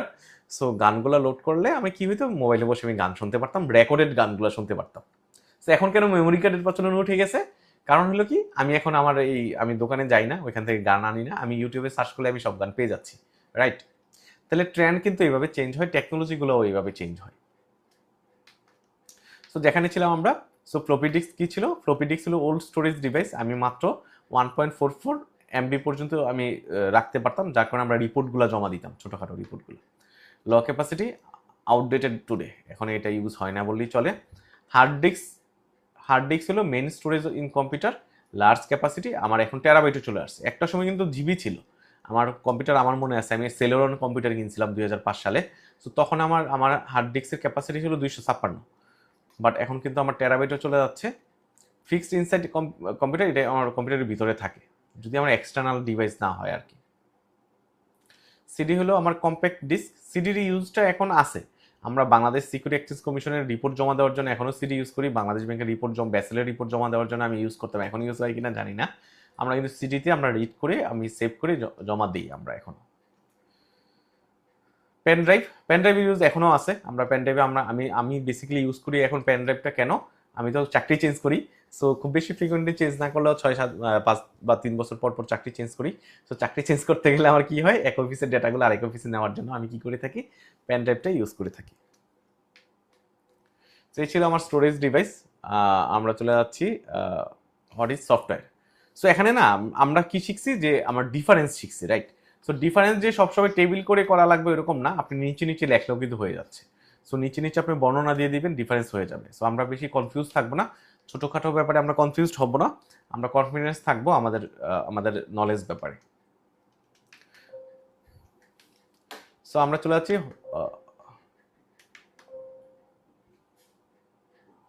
What is software. সফটওয়্যার কি? এখন দেখেন, আমরা জানি যে সফটওয়্যার তো আমরা ইউজ করি, আমরা নিজেরা সফটওয়্যার ইউজ করি, কিন্তু ডেফিনিশন বললে পারি না। আমরা দেখি তো বইয়ের পাশে কি বলছে সফটওয়্যার কি। Software is a set of instruction or program that tell computer what to do. It control computer operating and allow user to perform tasks. So আমি এখনো বুঝি নাই সফটওয়্যার কি। ধরেন মাইক্রোসফট এক্সেল একটা সফটওয়্যার, তো এক্সেলটা কিন্তু একটা সফটওয়্যার। সো আমি এক্সেল সফটওয়্যার কিভাবে, এখানে আমি বলতেছি যে software is a set of instruction কিভাবে, আমি কি করতেছি, সাম যে সাইনটা, আমি অনেকগুলো ডেটা লিখলাম, স্যালারি আমি 10 জনের স্যালারি লিখলাম, এখানে প্রথম জনের স্যালারি 10,000 টাকা, দ্বিতীয় জনের স্যালারি 20,000 টাকা। আমি 10 জনের স্যালারি লিখে আমি যখন সামে ক্লিক করতেছি, উপরে যখন সামে ক্লিক করতেছি, এই গড়ে সে পুরোটা টোটাল যোগফল করে দিচ্ছে। এই যে আমি সাম সাইনটাতে ক্লিক করলেই সে আমাকে যোগফল করে দিচ্ছে। এটাতে অবশ্যই এখানে কোনো সেভ করা আছে, অলরেডি ইনস্ট্রাকশন দেওয়া আছে যে এই সাইনটা হইলো ক্লিক করলে তুমি উপরে যত ডেটা আছে সবগুলোকে যোগফল দিবা তুমি। সো এই কারণে কিন্তু সে যোগফল দিচ্ছে। তো আমার এক্সেলে এরকম কিন্তু অনেক ফর্মুলা ইউজ করা আছে, সাম ইফ ইউজ করা আছে, আমার বি লুকআপ ইউজ করা আছে, আমার এক্সেলে অনেক ফর্মুলা ইউজ করা আছে, অ্যাভারেজের ফর্মুলা সেভ করা আছে, আপনি অ্যাভারেজে ক্লিক করলে সবগুলো ডেটার অ্যাভারেজ হয়ে যাচ্ছে। সো এই যে আমার এক্সেলে যে আমি অলরেডি ইনস্ট্রাকশনগুলো সেভ করে রাখছি, আর এখন আমি ইনস্ট্রাকশনে ক্লিক করলে আমার কাজ হয়ে যাচ্ছে, এই কারণে এটাকে আমি সফটওয়্যার বলতেছি। সফটওয়্যার আবার দুইটা টাইপস আছে, একটা হলো আমার সিস্টেম সফটওয়্যার, একটা হলো অ্যাপ্লিকেশন সফটওয়্যার। সিস্টেম সফটওয়্যার বলতেছে যে আমার আমার উদাহরণটা আগে দেখেন, উইন্ডোজ, ম্যাক, এটা হলো সিস্টেম সফটওয়্যার। ম্যানেজ হার্ডওয়্যার এবং রান অ্যাপ্লিকেশন। সিস্টেম সফটওয়্যারটা হইলো আমি যে পিসিটা ইউজ করতেছি, আমরা তো সবাই উইন্ডোজ ইউজ করি, রাইট?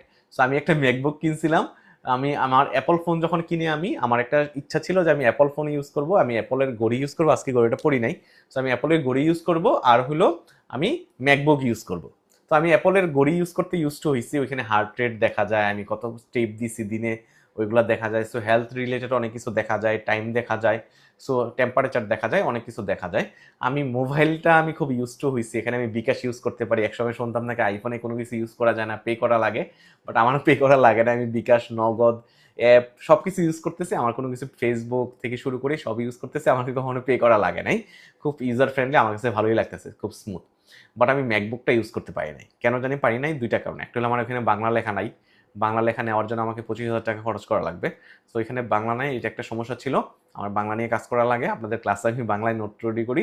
আর একটা সমস্যা ছিল, এটা ইউজার ফ্রেন্ডলি আমার কাছে মনে হয় নাই আর কি। ঠিক আছে, হয়তো ইউজ করতে করতে ইউজার ফ্রেন্ডলি হইতে পারতো। সো এত গল্প কেন বললাম? গল্পটা বললাম হইলো, উইন্ডোজ কিন্তু একভাবে পরিচালিত হয়, ম্যাকবুক কিন্তু আবার আরেকভাবে পরিচালিত হয়। তো এই যে আমার এইটার কাজটা কি, তাহলে এই সিস্টেম সফটওয়্যারের কাজটা কি? তার কাজটা হইলো আমার কম্পিউটারটাকে, আমার কম্পিউটারে কি থাকে, আমার হার্ড ডিস্ক থাকে, হ্যাঁ, আমার হার্ডওয়্যার থাকে। এখানে হার্ডওয়্যারে কি কি ডিভাইস, আমি অনেকগুলো ডিভাইসের কথা বলছি, একটু মনে করে দেখেন তো, হার্ডওয়্যারে কি কি ডিভাইস ছিল? হার্ডওয়্যারে কি কি ডিভাইস ছিল? ইনপুট ডিভাইস ছিল, আউটপুট ডিভাইস ছিল, রাইট? ইনপুট ডিভাইসে কি ছিল? মাউস ছিল, কিবোর্ড ছিল। আউটপুট ডিভাইসে কি ছিল? প্রিন্টার ছিল, রাইট? প্রিন্টার ছিল। আরেকটা কি থাকে, আমার অ্যাপ্লিকেশন থাকে, এখানে এক্সেলও থাকে, রাইট? এক্সেলও থাকে। তো এই যে এক্সেল তো একটা সফটওয়্যার, সে নিজে নিজে পরিচালিত হইতে পারে না।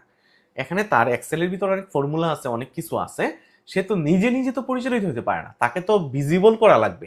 আপনি যদি এক্সেল নাই ওপেন করতে পারেন, তাহলে তো আপনি এক্সেলের যোগ বিয়োগ কিভাবে করবেন? তো ওপেন করার জন্য আপনি অন্যের উপর ভরসা করতেছেন। কার উপর ভরসা করতেছেন? আপনি উইন্ডোজের উপর ভরসা করতেছেন, রাইট? আপনি কিন্তু এই যে আপনি যখন পিসি আমি অন করতেছি, পিসি অন করার পরে কিন্তু আমি এক্সেলে ক্লিক করা লাগে, ঠিক আছে? সো এক্সেলে ক্লিক করার পরে আমি এক্সেলে ফর্মুলাতে যাচ্ছি, আমি সফটওয়্যারে যাচ্ছি, বাট আমাকে এক্সেলে ক্লিক করার জন্য তো আমার পিসিটাকে অন করা লাগবে, রাইট?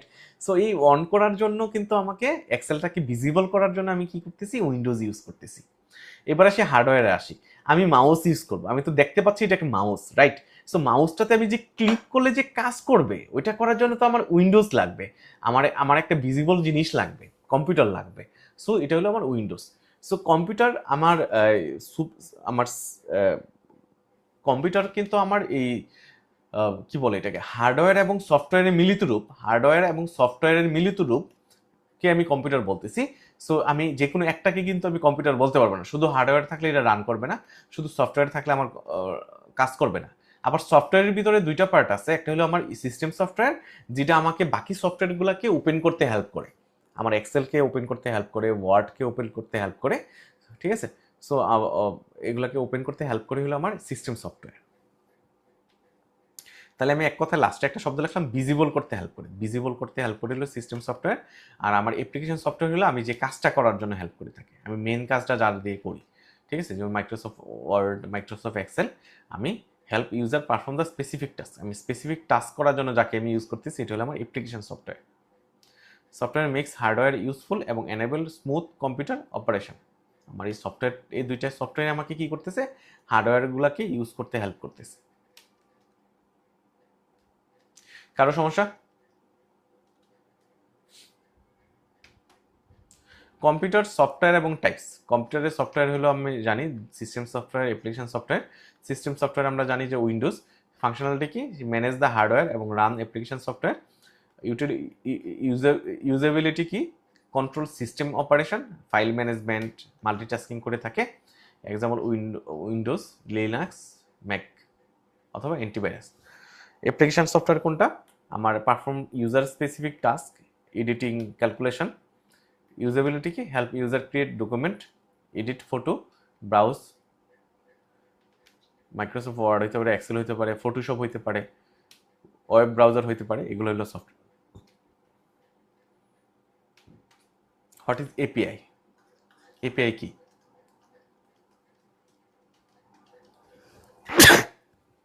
আপনি একটা জিনিস দেখেন, আমার যখন মেটাভেন্ডর সেন্টারে ঢুকবেন, আপনি ঢোকার পরে এখানে একটা বিকাশের অপশন আছে। বিকাশের অপশন আসলে আপনি বিকাশের নাম্বার দিলেন 01917298482, দেওয়ার সাথে সাথে সে কি চাবে? আমার মোবাইলে একটা ওটিপি চলে আসবে এবং ওইখানে একটা পাসওয়ার্ড চাবে। পাসওয়ার্ড দিলে আমি কি করতেছি? অ্যামাউন্ট দিব। অ্যামাউন্ট দিলে কি হচ্ছে? আমার বিকাশের অ্যাকাউন্ট থেকে টাকাটা মেটাভেন্ডরের অ্যাকাউন্টে চলে আসতেছে। আপনার বিকাশ অ্যাকাউন্টের থেকে টাকাটা মেটাভেন্ডরের সেন্টারে চলে আসতেছে। এখন একটা জিনিস চিন্তা করে একটু দেখেন তো ঠান্ডা মাথায়, আপনি যে ওটিপি দিচ্ছেন, ওটিপিটা কে নিচ্ছে? মেটাভেন্ডর সেন্টার নিচ্ছে না বিকাশ নিচ্ছে? আপনি যে পাসওয়ার্ড দিচ্ছেন, পাসওয়ার্ডটা কে নিচ্ছে? মেটাভেন্ডর সেন্টার দিচ্ছে না বিকাশ দিচ্ছে? বিকাশ নিচ্ছে, রিড করতেছে। অ্যান্সার কি হবে সবার?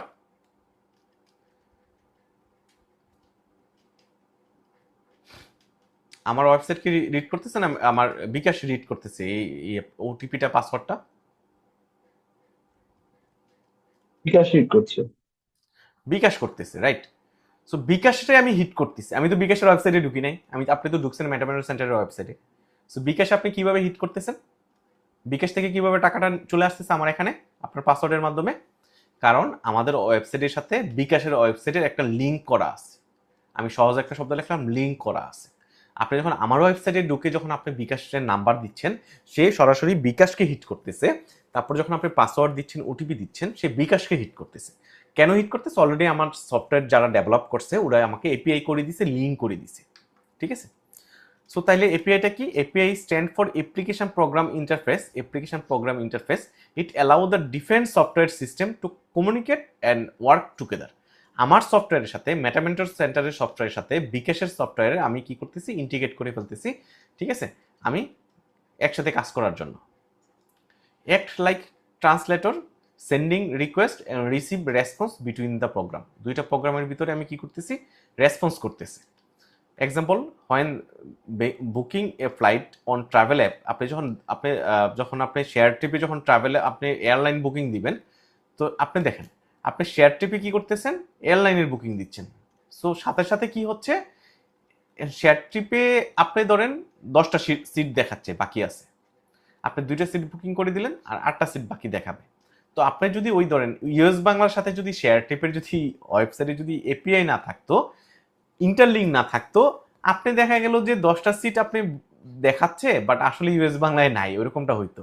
অথবা আপনি 2টা বুক করছেন বাট ইউএস বাংলায় আপডেট হয় নাই, ওইখানে 10টা সিটি ভ্যাকেন্সি দেখাচ্ছে, সে একটা হসপস হয়ে যেত, রাইট? সো আপনি হসপস হবে না কেন? আপনি কি করতেছেন? আপনার এপিআই করা আছে, আপনি রিয়েল টাইম সিনক্রোনাইজ হচ্ছে, রিয়েল টাইমে ম্যাচিং হচ্ছে, হ্যাঁ, লিঙ্ক হয়ে যাচ্ছে, সাথে সাথে লিঙ্ক হয়ে যাচ্ছে। এক্সাম্পল, সো আমি ট্রাভেল অ্যাপ ইউজ করি, যখন ইউজ করতেছি, it use API to get flight data from the airline সিস্টেমের সাথে আমার শেয়ার ট্রিপের আমার এপিআই করা আছে। পারপাস কি? Simplify software integration and make data sharing easier. এবার চলে যাচ্ছে কোর ব্যাংকিং সফটওয়্যার এবং এমএফএস সফটওয়্যারের ভিতরে ডিফারেন্সটা কি? So core banking software, MFS software কোনটা? এমএফএস এর সফটওয়্যার হলো বিকাশের সফটওয়্যারটা। আর কোর ব্যাংকিং সফটওয়্যার কোনটা? আমার যে বাংলাদেশে 61টা ব্যাংক আছে, ওই 61টা ব্যাংক কি করে থাকে? আমার 61টা ব্যাংকের কিন্তু কি থাকে? আমার কাস্টমারের ডিপোজিটের জন্য, উইথড্রলের জন্য এবং লোনের জন্য আমি কি করি? কোর ব্যাংকিং সফটওয়্যার আমার কোর জিনিসে আমার ডেটাগুলো প্রিজার্ভ করা থাকে, রাইট? তাহলে কোর ব্যাংকিং সফটওয়্যার কোনটা? কম্প্রিহেন্সিভ ব্যাংকিং অপারেশনের জন্য আমি করে থাকি, আমার ডিপোজিট নেওয়ার জন্য, উইথড্রলের জন্য, লোনের জন্য, অ্যাকাউন্ট ম্যানেজমেন্টের জন্য আমি করে থাকি। ইন্টিগ্রেটেড প্ল্যাটফর্ম, এটা প্রোভাইড সেন্ট্রালাইজ সিস্টেম, আমার সেন্ট্রালাইজ ডেটাবেসে আমার সব কিছু জমা হয়। কমপ্লায়েন্স এবং রিপোর্টিং এর জন্য আমি এটা ইউজ করে থাকি। বাট আমার এমএফএস কি? মোবাইল ফাইন্যান্সিয়াল সার্ভিসের সফটওয়্যারটা কি? আমি ধরেন বিকাশ বাদ দিলাম, আমি ধরেন এমক্যাশ কার্ড, মার্কেন্টাইল ব্যাংকের এমক্যাশ না, এমবিএল এর না, ইসলামী ব্যাংকের। সরি ইসলামী ব্যাংকের। তো ইসলামী ব্যাংকের যে আমার ইসলামী ব্যাংক, তাহলে এখানে দুইটা জিনিস করতেছে, একটা হলো মোবাইল ব্যাংকিং করতেছে, এমএফএস করতেছে, আবার কোর ব্যাংকিংও করতেছে। সো সে যে আমার এমক্যাশ করতেছে, এমক্যাশের সফটওয়্যার এবং আমার এই কোর ব্যাংকিং এর সফটওয়্যার আলাদা আলাদা, এটা এখানে বুঝাইতে যাচ্ছে। ঠিক আছে? আমার ডিজিটাল ট্রানজাকশন করতেছি, আমি ট্রানজাকশন করার জন্য আমি আলাদা একটা সফটওয়্যার ইউজ করার সুযোগ দিচ্ছি, অথবা আমার মাদার কোম্পানির সফটওয়্যারের সাথে আলাদা একটা ইন্টারফেস একটা শব্দ ইউজ করলাম, আমার আলাদা ইন্টারফেস আমি রাখছি। হ্যাঁ, ডিজিটাল ট্রানজাকশনের জন্য, ওয়ালেট ম্যানেজমেন্টের জন্য, ফাইন্যান্সিয়াল ইনক্লুশনের জন্য, কুইক এবং কনভিনিয়েন্টের জন্য। সো এটা হইতে পারে, ধরেন আমি কি করতেছি, আমি ওয়ালেট ম্যানেজমেন্ট মানে তো আবার আমার মোবাইল অ্যাপ আর কি, অ্যাপের মাধ্যমে আমার ব্যাংকিং অ্যাপটা যে আমি সুযোগ দিচ্ছি কাস্টমারকে, সো অ্যাপটা যে সুযোগ দিচ্ছি এখানে কিন্তু আমি কি করতেছি, আমি আলাদা ইন্টারফেসের মাধ্যমে আমার কোর ব্যাংকিংয়ের ভিতরে আলাদা একটা হয়তো আমি ইন্টারফেস ম্যানেজ করতেছি। এটা আমি আলাদা কেন রাখতেছি, আলাদা রাখতেছি যাতে আমার কোর ব্যাংকিংটা সিকিউর থাকে, মোর সিকিউর থাকে। সো এই দুইটার ভিতরে আবার আমার যদি আমার লিঙ্ক করা না থাকে তাহলে তো সমস্যা। আমি ইন্টারনেট ওয়ালেট ইউজ করে আমি টাকা ট্রান্সফার করে দিচ্ছি, বাট কোর ব্যাংকিংয়ে আপডেট না হলে তো সমস্যা। সো রিয়েল টাইম আপডেট হওয়ার জন্য আমি হয়তো একটা লিঙ্ক ইউজ করে থাকি, রাইট? কারো বুঝতে সমস্যা? সো এই ছিল কোর ব্যাংকিং সফটওয়্যার এবং এমএফএস সফটওয়্যার। সো দুইটা আমার আলাদা সফটওয়্যার হতে পারে, সেম সফটওয়্যার হলে আমার আলাদা ইন্টারফেস থাকবে, দুইটার ভিতরে লিঙ্ক থাকবে।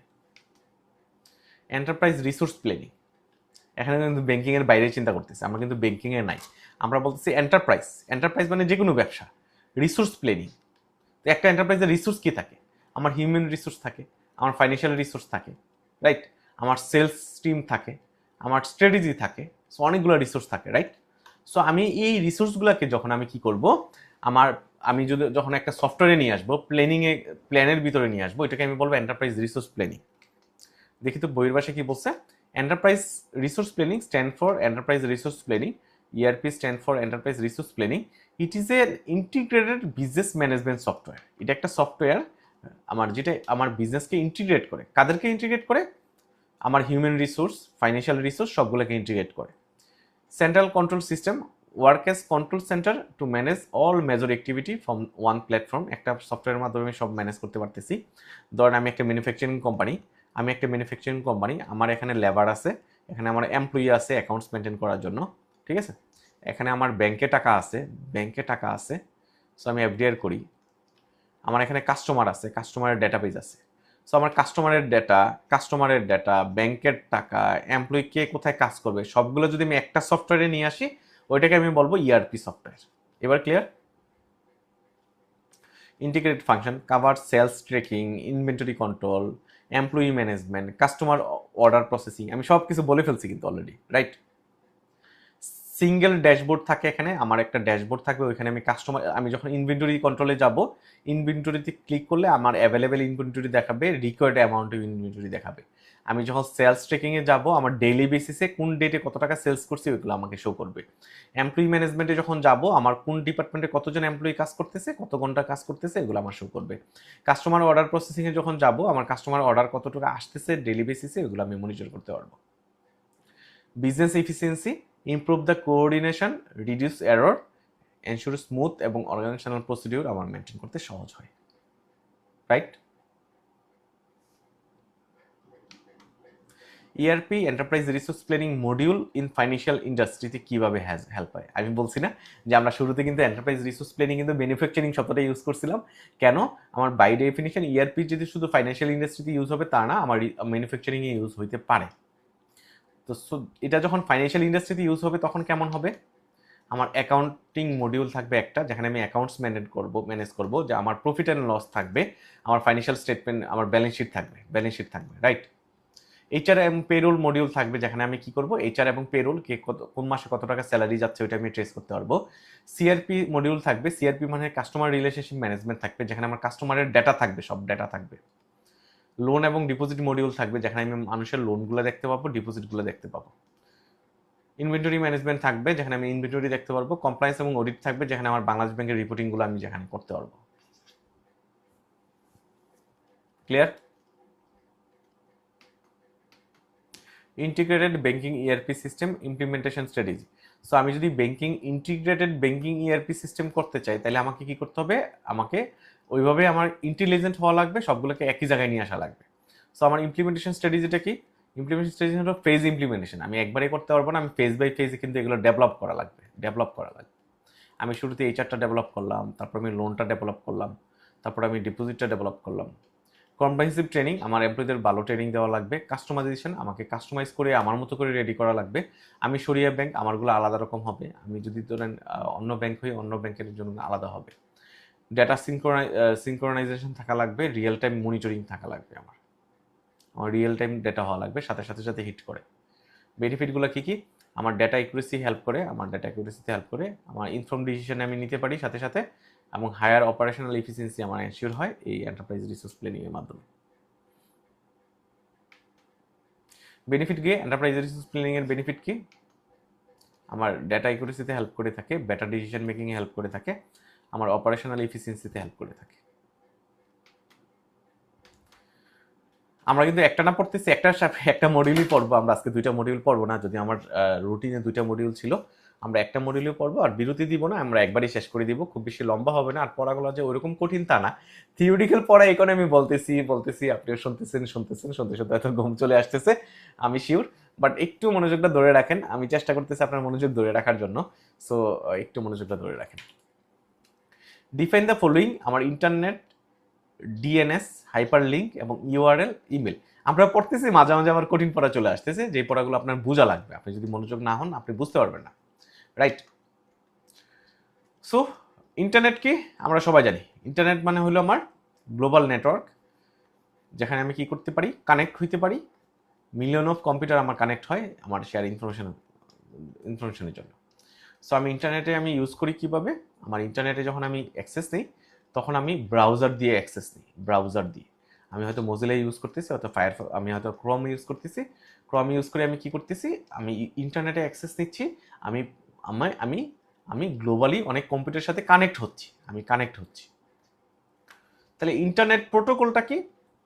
ইন্টারনেট প্রোটোকল হইলো, আমি আজকে মোজিলাতে ঢুকছি, মোজিলাতে ঢুকে আমি www.metamatrocenter.com যখন লিখতেছি, তখন আমি কি করতেছি? আমি মেটামেট্রো সেন্টারে ঢুকতেছি, এন্ট্রি নিচ্ছি, রাইট? এন্ট্রি নিচ্ছি। সো এটা হলো internet protocol. Unique address that identify a device on the internet, helping data reach এবং রাইট ডেস্টিনেশন। সো আপনি মেটামেট্রোরে ঢোকার জন্য আপনাকে অবশ্যই www.metametrocenter.com লিখতে হবে। metametrocenter.com লিখলে কি হবেন?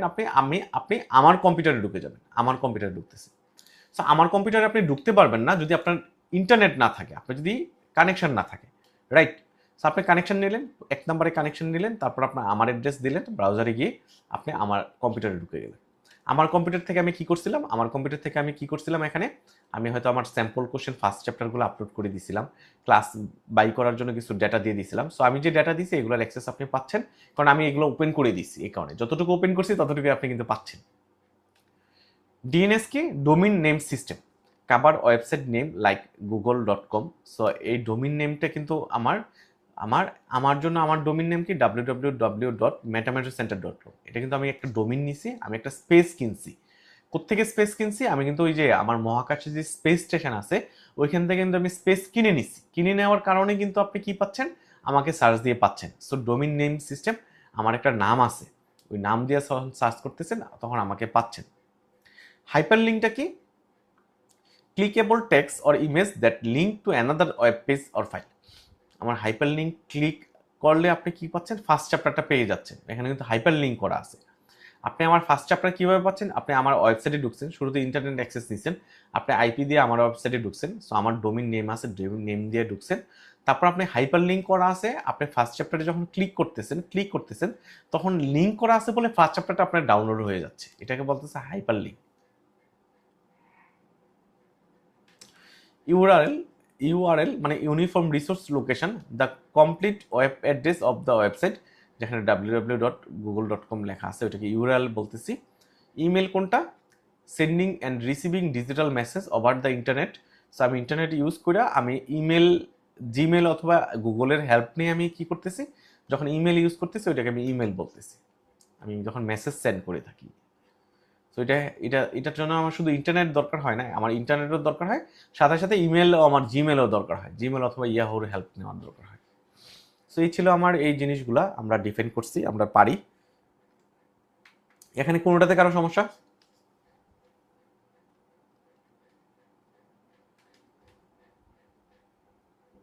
আচ্ছা ঠিক আছে স্যার। জি। ওয়ার্ল্ড ওয়াইড ওয়েব এবং দ্য ইন্টারনেট, কি ডিফারেন্সটা কি? ডাব্লিউ ডট মানে কি, ডাব্লিউ ডট আর ইন্টারনেটের ভিতর ডিফারেন্স কি? ইন্টারনেট হলো কানেকশন, আমি একটা শব্দ লিখি কানেকশন, ইন্টারনেট হলো কানেকশন, যেটা আমাকে কি করতেছে, আমাকে ওপেন করে দিচ্ছে, কানেকশন ওপেন করে দিচ্ছে পুরো ওয়ার্ল্ডে কানেক্ট হওয়ার জন্য। সো আমি কানেক্ট হওয়ার জন্য আমি গুগলে যাইতে পারি, আমি পেপারে যাইতে পারি। সো আমাকে সুযোগটা দিচ্ছে, আমি আরেকটা শব্দ লিখলাম সুযোগ দিচ্ছে। কিসে কানেক্ট হওয়ার জন্য সুযোগ দিচ্ছে? ডাব্লিউ ডটের কানেকশন হওয়ার জন্য সুযোগ দিচ্ছে, ঠিক আছে? সো ডাব্লিউ ডটটা কি? ওইটা একটা স্পেস, আমি এখানে লিখলাম একটা স্পেস, আমি কোনো স্পেসে ঢুকতে পারতেছি, কারো ওয়েবসাইটে ঢুকতে পারতেছি, কারো রিসোর্সে ঢুকতে পারতেছি। কারণ কি, আমি রিসোর্সে তখনই ঢুকতে পারি যখন সে ওপেন করে দেয়। সো যখন ওপেন করে দিচ্ছে তখন আমি ঢুকতে পারতেছি। আজকে আপনি চায়নার ওয়ার্ল্ড ব্যাংকে জানতো, চায়নার সেন্ট্রাল ব্যাংকে জানতো, আপনি চায়নার সেন্ট্রাল ব্যাংকে ঢুকতে পারবেন না। কেন ঢুকতে পারবেন না? সে ওপেন করে নেই। আপনি ডাব্লিউ ডটে থাকলে যে আপনি ঢুকতে পারবেন তা না, আপনার জন্য যদি পাবলিকলি ওপেন করে দেয় তাহলে আপনি ঢুকতে পারবেন। সো আমার ওয়ার্ল্ড ওয়াইড ওয়েব কি বলছে?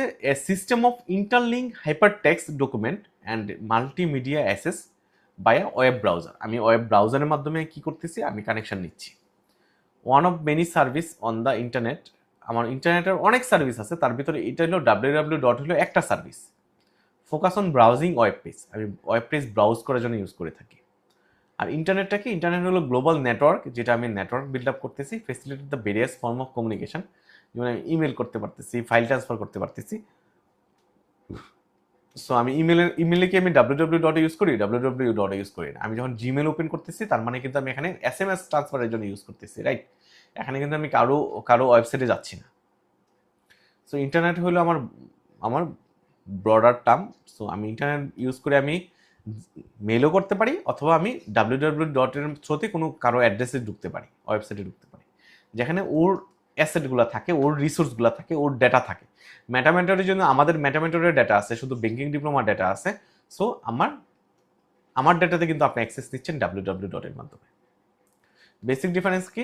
Internet is the vast network that connect device world wide, while the www is service on the internet, একটা সার্ভিস ইন্টারনেটের design for navigating accessing the information of web page. So আমার হাজার হাজার web page আছে, মেটামেন্টরের আছে, 10 মিনিটের আছে, এরকম লক্ষ লক্ষ আমি ওয়েব পেজে আমি ঢুকতে পারতেছি ইন্টারনেটে ইউজ করে সাথে সাথে আমি আরও কি করতে পারছি? ইন্টারনেটে ইউজ করে আরও কি করতে পারি? আমি SMS আদান প্রদান করতে পারি, ফাইল শেয়ার করতে পারি। কারণ আপনি ডাব্লিউ ডট মেটামেন্টরে ঢুকে কিন্তু ফাইল শেয়ার করতে পারবেন না। ওইটা করার জন্য আপনাকে কি করতে হবে? আবার মেইলে যাওয়া লাগবে। আন্ডারস্ট্যান্ডিং মেশিন অ্যাসেম্বলি এবং high level language. So machine ল্যাঙ্গুয়েজটা কি? বাইনারি কোডের মাধ্যমে মেশিন ল্যাঙ্গুয়েজ আর একটা নাম হলো বাইনারি কোড। মেশিন ল্যাঙ্গুয়েজ আপনি এভাবে মনে রাখেন, আমি আপনাকে সহজ করে বলে দিচ্ছি। মেশিন ল্যাঙ্গুয়েজ হলো যে ল্যাঙ্গুয়েজটা শুধু মেশিন রিড করতে পারে, অনলি মেশিন ক্যান রিড, এটা হলো machine language. That computer directly execute use direct hardware instruction দিয়ে থাকে, যেমন আমার 001 এগুলো মেশিন ল্যাঙ্গুয়েজ। সো আমার কম্পিউটার যখন পৃথিবীতে প্রথম আসে তখন আমি কি করতাম? কোডিং করতাম। আমরা একটা কোডিং শব্দের সাথে রিলেটেড আমরা পরিচিত। সো কোড করতাম কি? আমি মেশিন ল্যাঙ্গুয়েজে কোড করতাম, যে কোডটা শুধু মেশিনই বুঝতো, অন্য পৃথিবীর কেউ বুঝতো না। আমার এই যে ধরেন আমার যে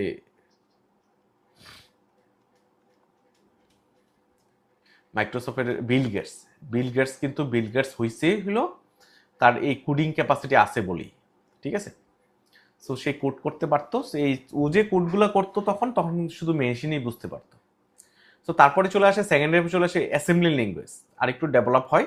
symbolic instruction replacing the binary কোডের রিপ্লেস হয়, মোর রিডেবল বাই হিউম্যান, এটা মানুষও বুঝতে পারে, require as assembler for conversion to the machine language. So যেমন আমার JPM, ADD, মুভ, এগুলো টেকনিক্যাল টার্ম। সো একটু ডেভেলপ করছে আর কি, মেশিন ল্যাঙ্গুয়েজের পরে আমার একটু ডেভেলপ করছে। এখন হলো হাই লেভেল ল্যাঙ্গুয়েজ, এগুলো সবাই বুঝতে পারে, এখানে সবাই বুঝতে পারে। Abstract machine code into the readable syntax, uses কি easy readable by human, need a compiler to interpret for machine code conversion, যেমন জাভা, পাইথন, এগুলো কিন্তু মানুষ বুঝতে পারে, রাইট? এখন কিন্তু পাইথনের সময়, জাভার সময় চলে আসছে। এখন কিন্তু কোডিং এর সময় নাই, মেশিন ল্যাঙ্গুয়েজও নাই, অ্যাসেম্বলি ল্যাঙ্গুয়েজও নাই। আমরা এখন একটা সিম্পল একটা ম্যাথ শিখবো, ডিফারেন্ট একটা পড়া পড়বো। What is the uses case of DBMS in a bank? DBMS মানে কি? Database management system in a bank. What is the uses case of database management সিস্টেমের ইউজ কি ব্যাংকে? A bank has employee with information, একটা ব্যাংকের এমপ্লয়ির নাম আছে, সে ডাটাবেস মেনটেন করে। হ্যাজ এমপ্লয়ি, আমার a bank has employee with the information, তার নাম আছে, ডেজিগনেশন আছে, আইডি আছে, স্যালারি আছে। Draw a simple database table with example where ID is কি ইজ দ্য প্রাইমারি কি। সো এ ডাটাবেস ম্যানেজমেন্ট সিস্টেমটা কি? Is a in a bank efficiently manage vast amount of data ensuring secure organize quick access information. So এই আমি আমার অনেক বড় data যখন থাকবে, ওই বড় ডেটাকে আমি সিম্পল ওয়েতে কিভাবে মেনটেন করব, ওইটা হলো ডাটাবেস ম্যানেজমেন্ট সিস্টেম। সো ডিএমবিএস এর সংজ্ঞা কি? What is ডিএমবিএস? ডিএমবিএস হলো আমি লার্জ ডেটাটাকে কত সিম্পলি মেনটেন করতে পারি, ওইটা হলো ডাটাবেস ম্যানেজমেন্ট সিস্টেম। ঠিক আছে? তো লার্জ ডেটা কি? একটা ব্যাংকের আমার এমপ্লয়ীদের আইডি আছে, নাম আছে, ডেজিগনেশন আছে, স্যালারি আছে। এখন 3 জনের আছে বলে আপনি সহজেই ভিজুয়ালাইজ করতে পারেন। এটা যদি 3000 মানুষের হয়, 3000 মানুষের যদি হয়, আপনার এমডি জানতে চাইলো যে সব ব্রাঞ্চ ম্যানেজারদের আমি স্যালারি জানতে চাই। তো আপনি 3000-এর ভিতরে ব্রাঞ্চ ম্যানেজার কিভাবে খুঁজবেন? ভেরি টাফ না? Very tough. তখন আপনি যদি এই ডাটাবেস ম্যানেজমেন্ট সিস্টেম রাখেন, তাহলে আপনি জানেন একটা গ্রুপ করা আছে, গ্রুপে কি আছে? ব্রাঞ্চ ম্যানেজার, আমার 60টা ব্রাঞ্চ ম্যানেজারদের আইডিগুলো আলাদা আছে। সো আইডিগুলো দিয়ে যখন আপনি সার্চ দিবেন, সাথে সাথে আপনার ব্রাঞ্চ ম্যানেজারদের নাম, ডেজিগনেশন, স্যালারি আলাদা হয়ে যাবে। সো এইভাবে আপনি যদি মেনটেন করবেন সফটওয়্যারের মাধ্যমে অথবা কোনো ফর্মুলা অ্যাপ্লাই করে, সো যে ফর্মুলা মেনটেন করে আপনি ডাটাটা মেনটেন করতেছেন, সো আপনার কি হচ্ছে, আপনি যদি কোনো ম্যানেজমেন্ট কোনো ডেটা চাই, আপনি যাতে সাথে সাথে দিতে পারেন। সো এইটা হলো ডাটাবেস ম্যানেজমেন্ট সিস্টেম। সো এখানে হলো আইডিটা হলো main. ID is the primary key ensuring the unique identification. Benefit কি? Faster data access, payroll management, HR task এবং ডাটা ইন্টিগ্রিটি এবং সিকিউরিটির জন্য আপনার জন্য সহজ হয়। সো আপনি আইডি দিয়ে ম্যানেজ করতেছেন। আপনি একটা লিভ অ্যাপ্লিকেশন পাঠাইলেন, আমি রিয়েল লাইফের কিছু এক্সাম্পল দিই। হ্যাঁ, আপনি একটা লিভ অ্যাপ্লিকেশন হেড অফিসে পাঠাইলেন। সো লিভ অ্যাপ্লিকেশনে আপনি দেখবেন যে কি থাকে, এমপ্লয়ির নাম্বারটা থাকে। আমার যেমন এক্সিম ব্যাংকে ছিল 2010 হলো আমার এমপ্লয়ি আইডি নাম্বার, আমার মনে আছে এখন। সো এই এমপ্লয়ি আইডিটা হলো আমার আইডেন্টিটি। এই আইডি দিয়ে কি করে, আমার এইচআর ডিপার্টমেন্ট সার্চ দেয় তার ডেটাবেজে, আমার নাম, ডেজিগনেশন, কতদিন ছুটি কাটাইছি আমি, সব চলে আসে। রাইট? বোঝা গেল কি না? বোঝা গেল না? কমন ডিভাইস ইন অফিস এনভায়রনমেন্টের কমন ডিভাইসগুলো কি কি? আমার অফিস এনভায়রনমেন্টে আমি কি ইনপুট ডিভাইস ইউজ করে থাকি, আউটপুট ডিভাইস ইউজ করে থাকি। ইনপুট ডিভাইস আমি জানি কি, আমার মাউস, ঠিক আছে, মাউস হলো আমার ইনপুট ডিভাইস, কিবোর্ড আমার ইনপুট ডিভাইস, আউটপুট ডিভাইস কি? প্রিন্টার, মনিটর, প্রিন্টার হলো output device. Processing device use করে থাকি আমি, যেমন সিপিইউ ইউজ করে থাকি, ঠিক আছে। আমি মেমোরি ডিভাইস ইউজ করে থাকি, স্টোরেজ ডাটা ডিভাইস ইউজ করে থাকি, পেন ড্রাইভ ইউজ করে থাকি। Alternative centralise DBMS in financial service, আমার ডাটাবেস ম্যানেজমেন্ট সিস্টেম, আমার অল্টারনেটিভ টু সেন্ট্রালাইজের অল্টারনেটিভ কি? Risk of centralise database management সিস্টেমের রিস্কটা কি? সিঙ্গেল পয়েন্ট ফেলোর, আমার একটা পয়েন্ট ফেলোর হলে আমার পুরো ডাটাবেস নষ্ট হয়ে যায়। সিকিউরিটি ভ্যালনারেবিলিটি থাকে, স্কেলেবিলিটি ইস্যু থাকে। ইফেক্টিভ অল্টারনেটিভ সলিউশন কি? আমি কিভাবে এটা সলিউশন দিব? ডিস্ট্রিবিউটেড ডাটাবেস সিস্টেম, আমি 2 জায়গায় ডাটা মেনটেন করব। Cloud base database system manage করতে পারি, ব্লক চেইন করতে পারি, হাইব্রিড অ্যাপ্রোচ আমি ডাটাবেস মেনটেন করতে পারি। Is the internet blessing or curse? Internet কি ব্লেসিং না কার্স? ইন্টারনেট অবশ্যই ব্লেসিং। ব্লেসিং কেন? আমার ইনফরমেশন অ্যাক্সেস পাচ্ছি আমি পুরো বিশ্বের, কমিউনিকেশন সহজ হচ্ছে, ইকোনমিক অপরচুনিটি পাচ্ছি আমি, ইনোভেশন পাচ্ছি। কার্স কেন? প্রাইভেসি ইস্যু, আমার প্রাইভেসি নষ্ট হয়ে যাচ্ছে, সাইবার ক্রাইম আমার হচ্ছে, এডিকশনে আমি এডিক্টেড হয়ে যাচ্ছি, সারাক্ষণ ব্রাউজার করি, মিস ইনফরমেশন আমার ছড়াচ্ছে, অনেক কিছু ছড়াচ্ছে। Role of information system in banking, fraud ডিটেকশনে আমার কি রোল প্লে করে থাকে ইনফরমেশন সিস্টেম? আমার ডিটেকশনে হেল্প করে থাকে, অ্যালার্ট দিয়ে থাকে, ফরেন্সিক অ্যানালাইসিসে হেল্প করে থাকে, আমি প্রিভেন্টিভ মেজার নিতে পারি আমার ইনফরমেশন সিস্টেমের কারণে। আমি আর ডিটেলে গেলাম না, আসলে অনেক রাত্র হয়ে গেছে, এগুলো একবারে সিম্পল পড়া, আপনি একবার দেখলেই হবে। Importance of technology and skill human resource. আমার আপনি বলবেন শুধু টেকনোলজি দিয়ে হবে, আমার হিউম্যান রিসোর্স লাগবে না, স্কিল পিপল লাগবে না। আপনি কি এগ্রি করেন? না, আমি এগ্রি করি না। আমার কি লাগবে? দুইটাই লাগবে। একটা আমার টেকনোলজিও লাগবে, আমার স্কিল পিপলও লাগবে। ঠিক আছে? Why both are equally important? কেন দুইটাই ইম্পর্টেন্ট? কেন?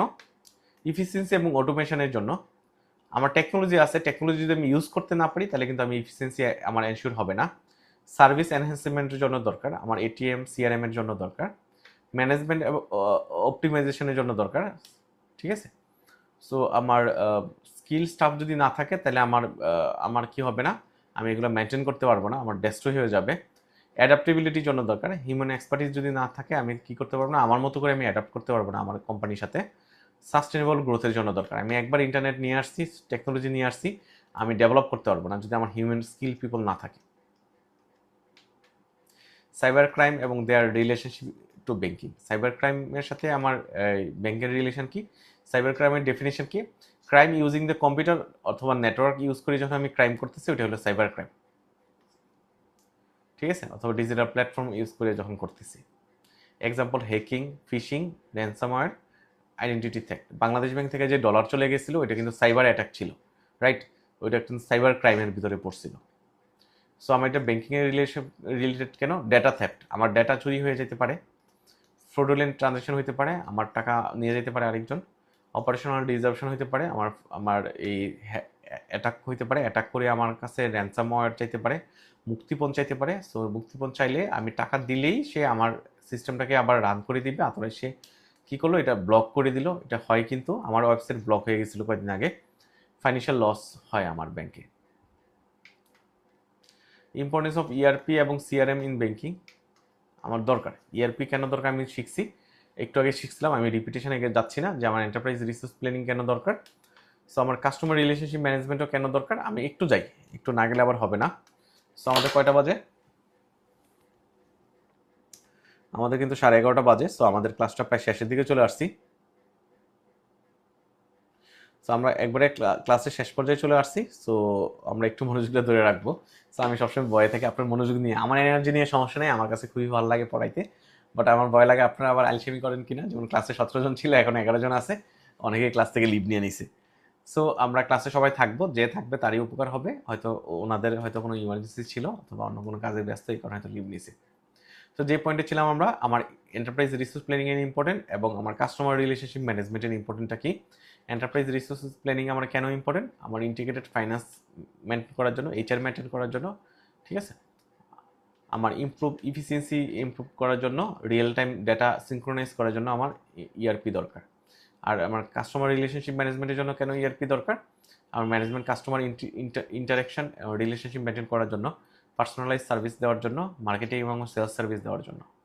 ওভারঅল ইম্পর্টেন্স কি? আমার ইআরপি অপারেশনাল এফিসিয়েন্সি নিয়ে আসে আমাকে, আর কাস্টমার রিলেশনশিপ ম্যানেজমেন্ট আমাকে কি করছে? কাস্টমার স্যাটিসফ্যাকশন বাড়াচ্ছে। সো কাস্টমার স্যাটিসফ্যাকশন বাড়াইলে সে আবার আমার কাছে আসবে, আমাকে আবার ব্যবসা দিবে, আমি আবার কি করতে পারবো? আমি তার কাছ থেকে আবার ব্যবসা করতে পারবো। সো আমার কি হবে? আমার কিন্তু প্রফিটেবিলিটি ভালো হবে। ইন্ট্রানেট, এক্সট্রানেট। ইন্টারনেট তো আমি জানছি, ইন্টারনেট হলো আমার গ্লোবাল নেটওয়ার্ক, আমাকে কানেক্ট করতেছে, একটা শব্দ আপনি শিখবেন, কানেক্ট করতেছে আমাকে। ইন্টারনেট কি? Private network use within the organization, এটা হলো ইন্টারনেট। আমি আরেকটু রিয়েল লাইফ এক্সাম্পল দিই। ধরেন আপনার ব্যাংকে, আমি যেমন এক্সিম ব্যাংকে ছিলাম, আমাদের হয়তো 120টা ব্রাঞ্চ ছিল, এই 20টা ব্রাঞ্চে আমি T24 ইউজ করতাম, টেমোনাস ইউজ করতাম, রাইট? তো টেমোনাসের মাধ্যমে আমি কি করতেছি, আমি কিন্তু সবগুলো ব্রাঞ্চে টেমোনাস ইউজ হইতো, T24 ইউজ হইতো, সবগুলোর ব্রাঞ্চ কানেক্টেড হচ্ছে কিসের মাধ্যমে? টেমোনাসের মাধ্যমে। সো আমি টেমোনাসের মাধ্যমে যদি আমি কাস্টমারের, আমার কোনো কাস্টমারের অ্যাকাউন্টে ঢুকি, সবগুলো ব্রাঞ্চ থেকে ঢুকা যাচ্ছে, রাইট? ব্রাঞ্চের বাইরে অন্যদের কিন্তু অথরিটি নাই। এজ এ পাবলিক আপনার কাছে কিন্তু টেমোনাসের অথরিটি দেয় নাই এক্সিম ব্যাংক। সো তাতে কি হচ্ছে, আপনি কিন্তু তাকে অ্যাক্সেস করতে পারতেছেন না, তার ভিতরে ঢুকতে পারতেছেন না। তো এই কারণে একটা ইন্ট্রানেট বলতেছি, যে আমি যাকে অ্যাক্সেস দিব সেই ঢুকতে পারবে, এটা হলো ইন্ট্রানেট, ভিতরের জিনিস, ভিতরে। এটা কিন্তু ইন্টারনেট কিন্তু বাইরে, আমি পুরো ওয়ার্ল্ডের অ্যাক্সেস নিতে পারতেছি, আর এটা হলো ভিতরে, আমরাই শুধু অ্যাক্সেস পাবো। Clear? Access limited employee for internal communication. আর এক্সট্রানেট কি? Controlled access network extending the internet to external partner use for secure collaboration with the supplier or client. আমি যে বিকাশে পাচ্ছি, আমার ম্যাথমেটিক্স সেন্টারে ঢুকে যে আপনি বিকাশে অ্যাক্সেস পাচ্ছেন, এটা হলো এক্সট্রানেট। আমার বিকাশের সাথে আমার এপিআই হচ্ছে, এপিআই শব্দটা মনে রাখতে পারেন যে এপিআই হচ্ছে, এটা হলো extranet. Should internet be restricted in office? Yes, to enhance the সিকিউরিটির জন্য আপনার ইন্টারনেট কিন্তু রেস্ট্রিক্টেড। আপনি অফিসে ঢুকে বসে কিন্তু আপনি কি করতে পারবেন না, সব ওয়েবসাইটে ব্রাউজ করতে পারবেন না। আপনি ম্যাটামেন্টরে কিন্তু সব অফিস থেকে ঢুকতে পারবেন না, কারণ রেস্ট্রিকশন দেওয়া আছে। কেন রেস্ট্রিকশন দেওয়া আছে? প্রাইভেসির কারণে। আপনার কোর ব্যাংকিং যে মাদার ব্যাংকিং এর সফটওয়্যার ইউজ করতেছেন যে পিসিতে, ওই পিসিতে যদি আপনি ব্রাউজার দিয়ে দেয় তাহলে কি হবে, আপনার হ্যাক হওয়ার চান্স থাকে। এই কারণে কিন্তু রেস্ট্রিকশন দেওয়া হয়।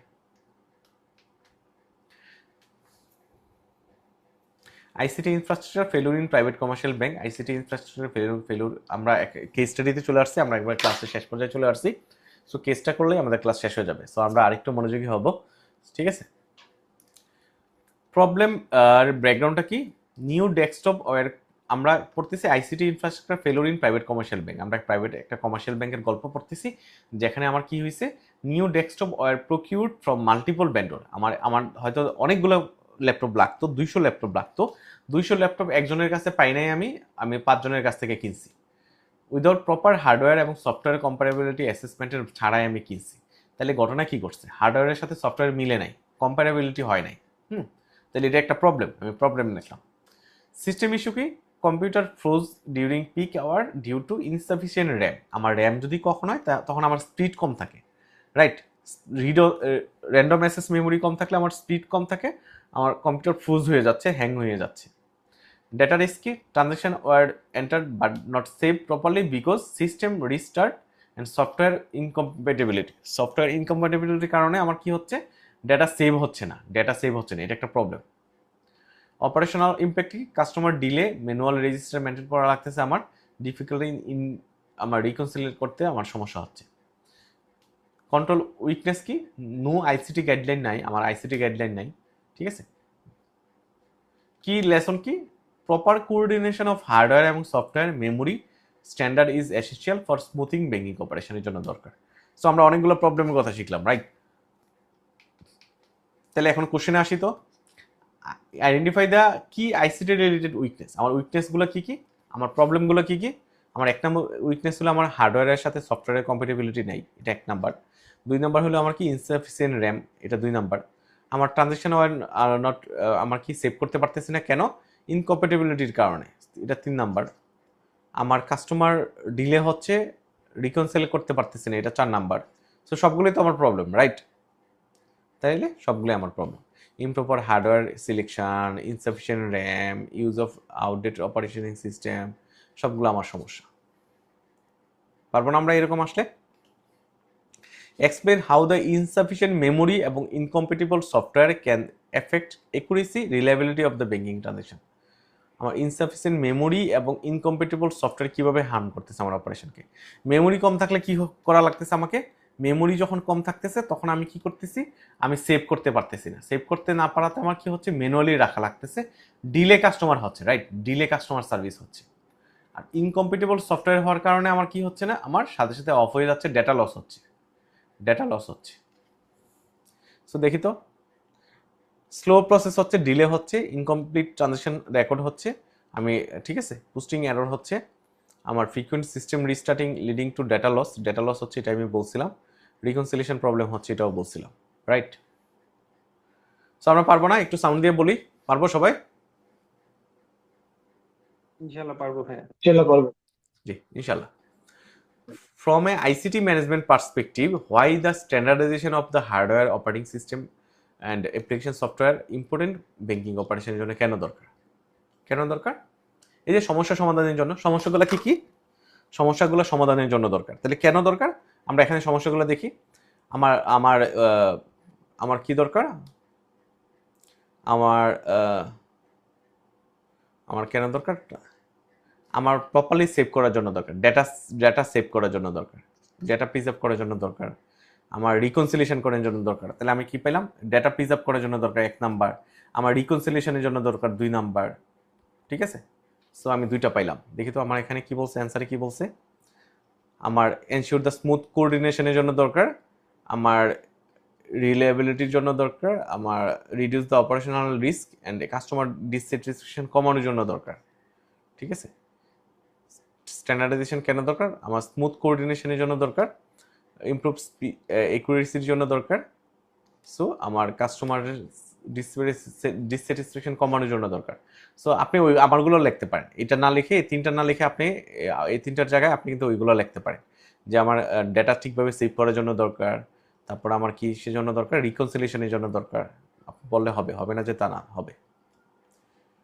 সো তারপর আমরা লাস্টেতে চলে আসছি, propose simple ICT control framework to ensure smooth front desk banking operation using ICT principal. আমার কি দরকার, propose simple ICT control framework আমার আপনাকে প্রপোজ করতে বলতেছে। Propose simple ICT control framework, আপনি প্রপোজ করবেন, কি প্রপোজ করবেন, simple ICT control framework to ensure smooth front desk banking অপারেশনের জন্য। তো আপনি কি কি প্রপোজ করবেন ডিটেলে বলেন তো একটু। আমি প্রপোজ করব কি, আমি প্রপোজ করব স্ট্যান্ডার্ড হার্ডওয়্যার থাকতে হবে, এডুকেট র্যাম থাকতে হবে, আমার কম্পিটেবিলিটি টেস্টিং থাকা লাগবে, আমি ফাইনালি আমার পিসিটা লঞ্চ করার পূর্বে ক্লিয়ার এসওপি থাকা লাগবে, রেগুলার মনিটর করা লাগবে, আমি একবার ইনস্টল করলে হবে না, রেগুলার বেসিসে মনিটর করা লাগবে, আমি স্টাফ ট্রেনিং দেওয়া লাগবে। সো একবারে থিওরিটিক্যাল বেস আপনি নলেজ ইউজ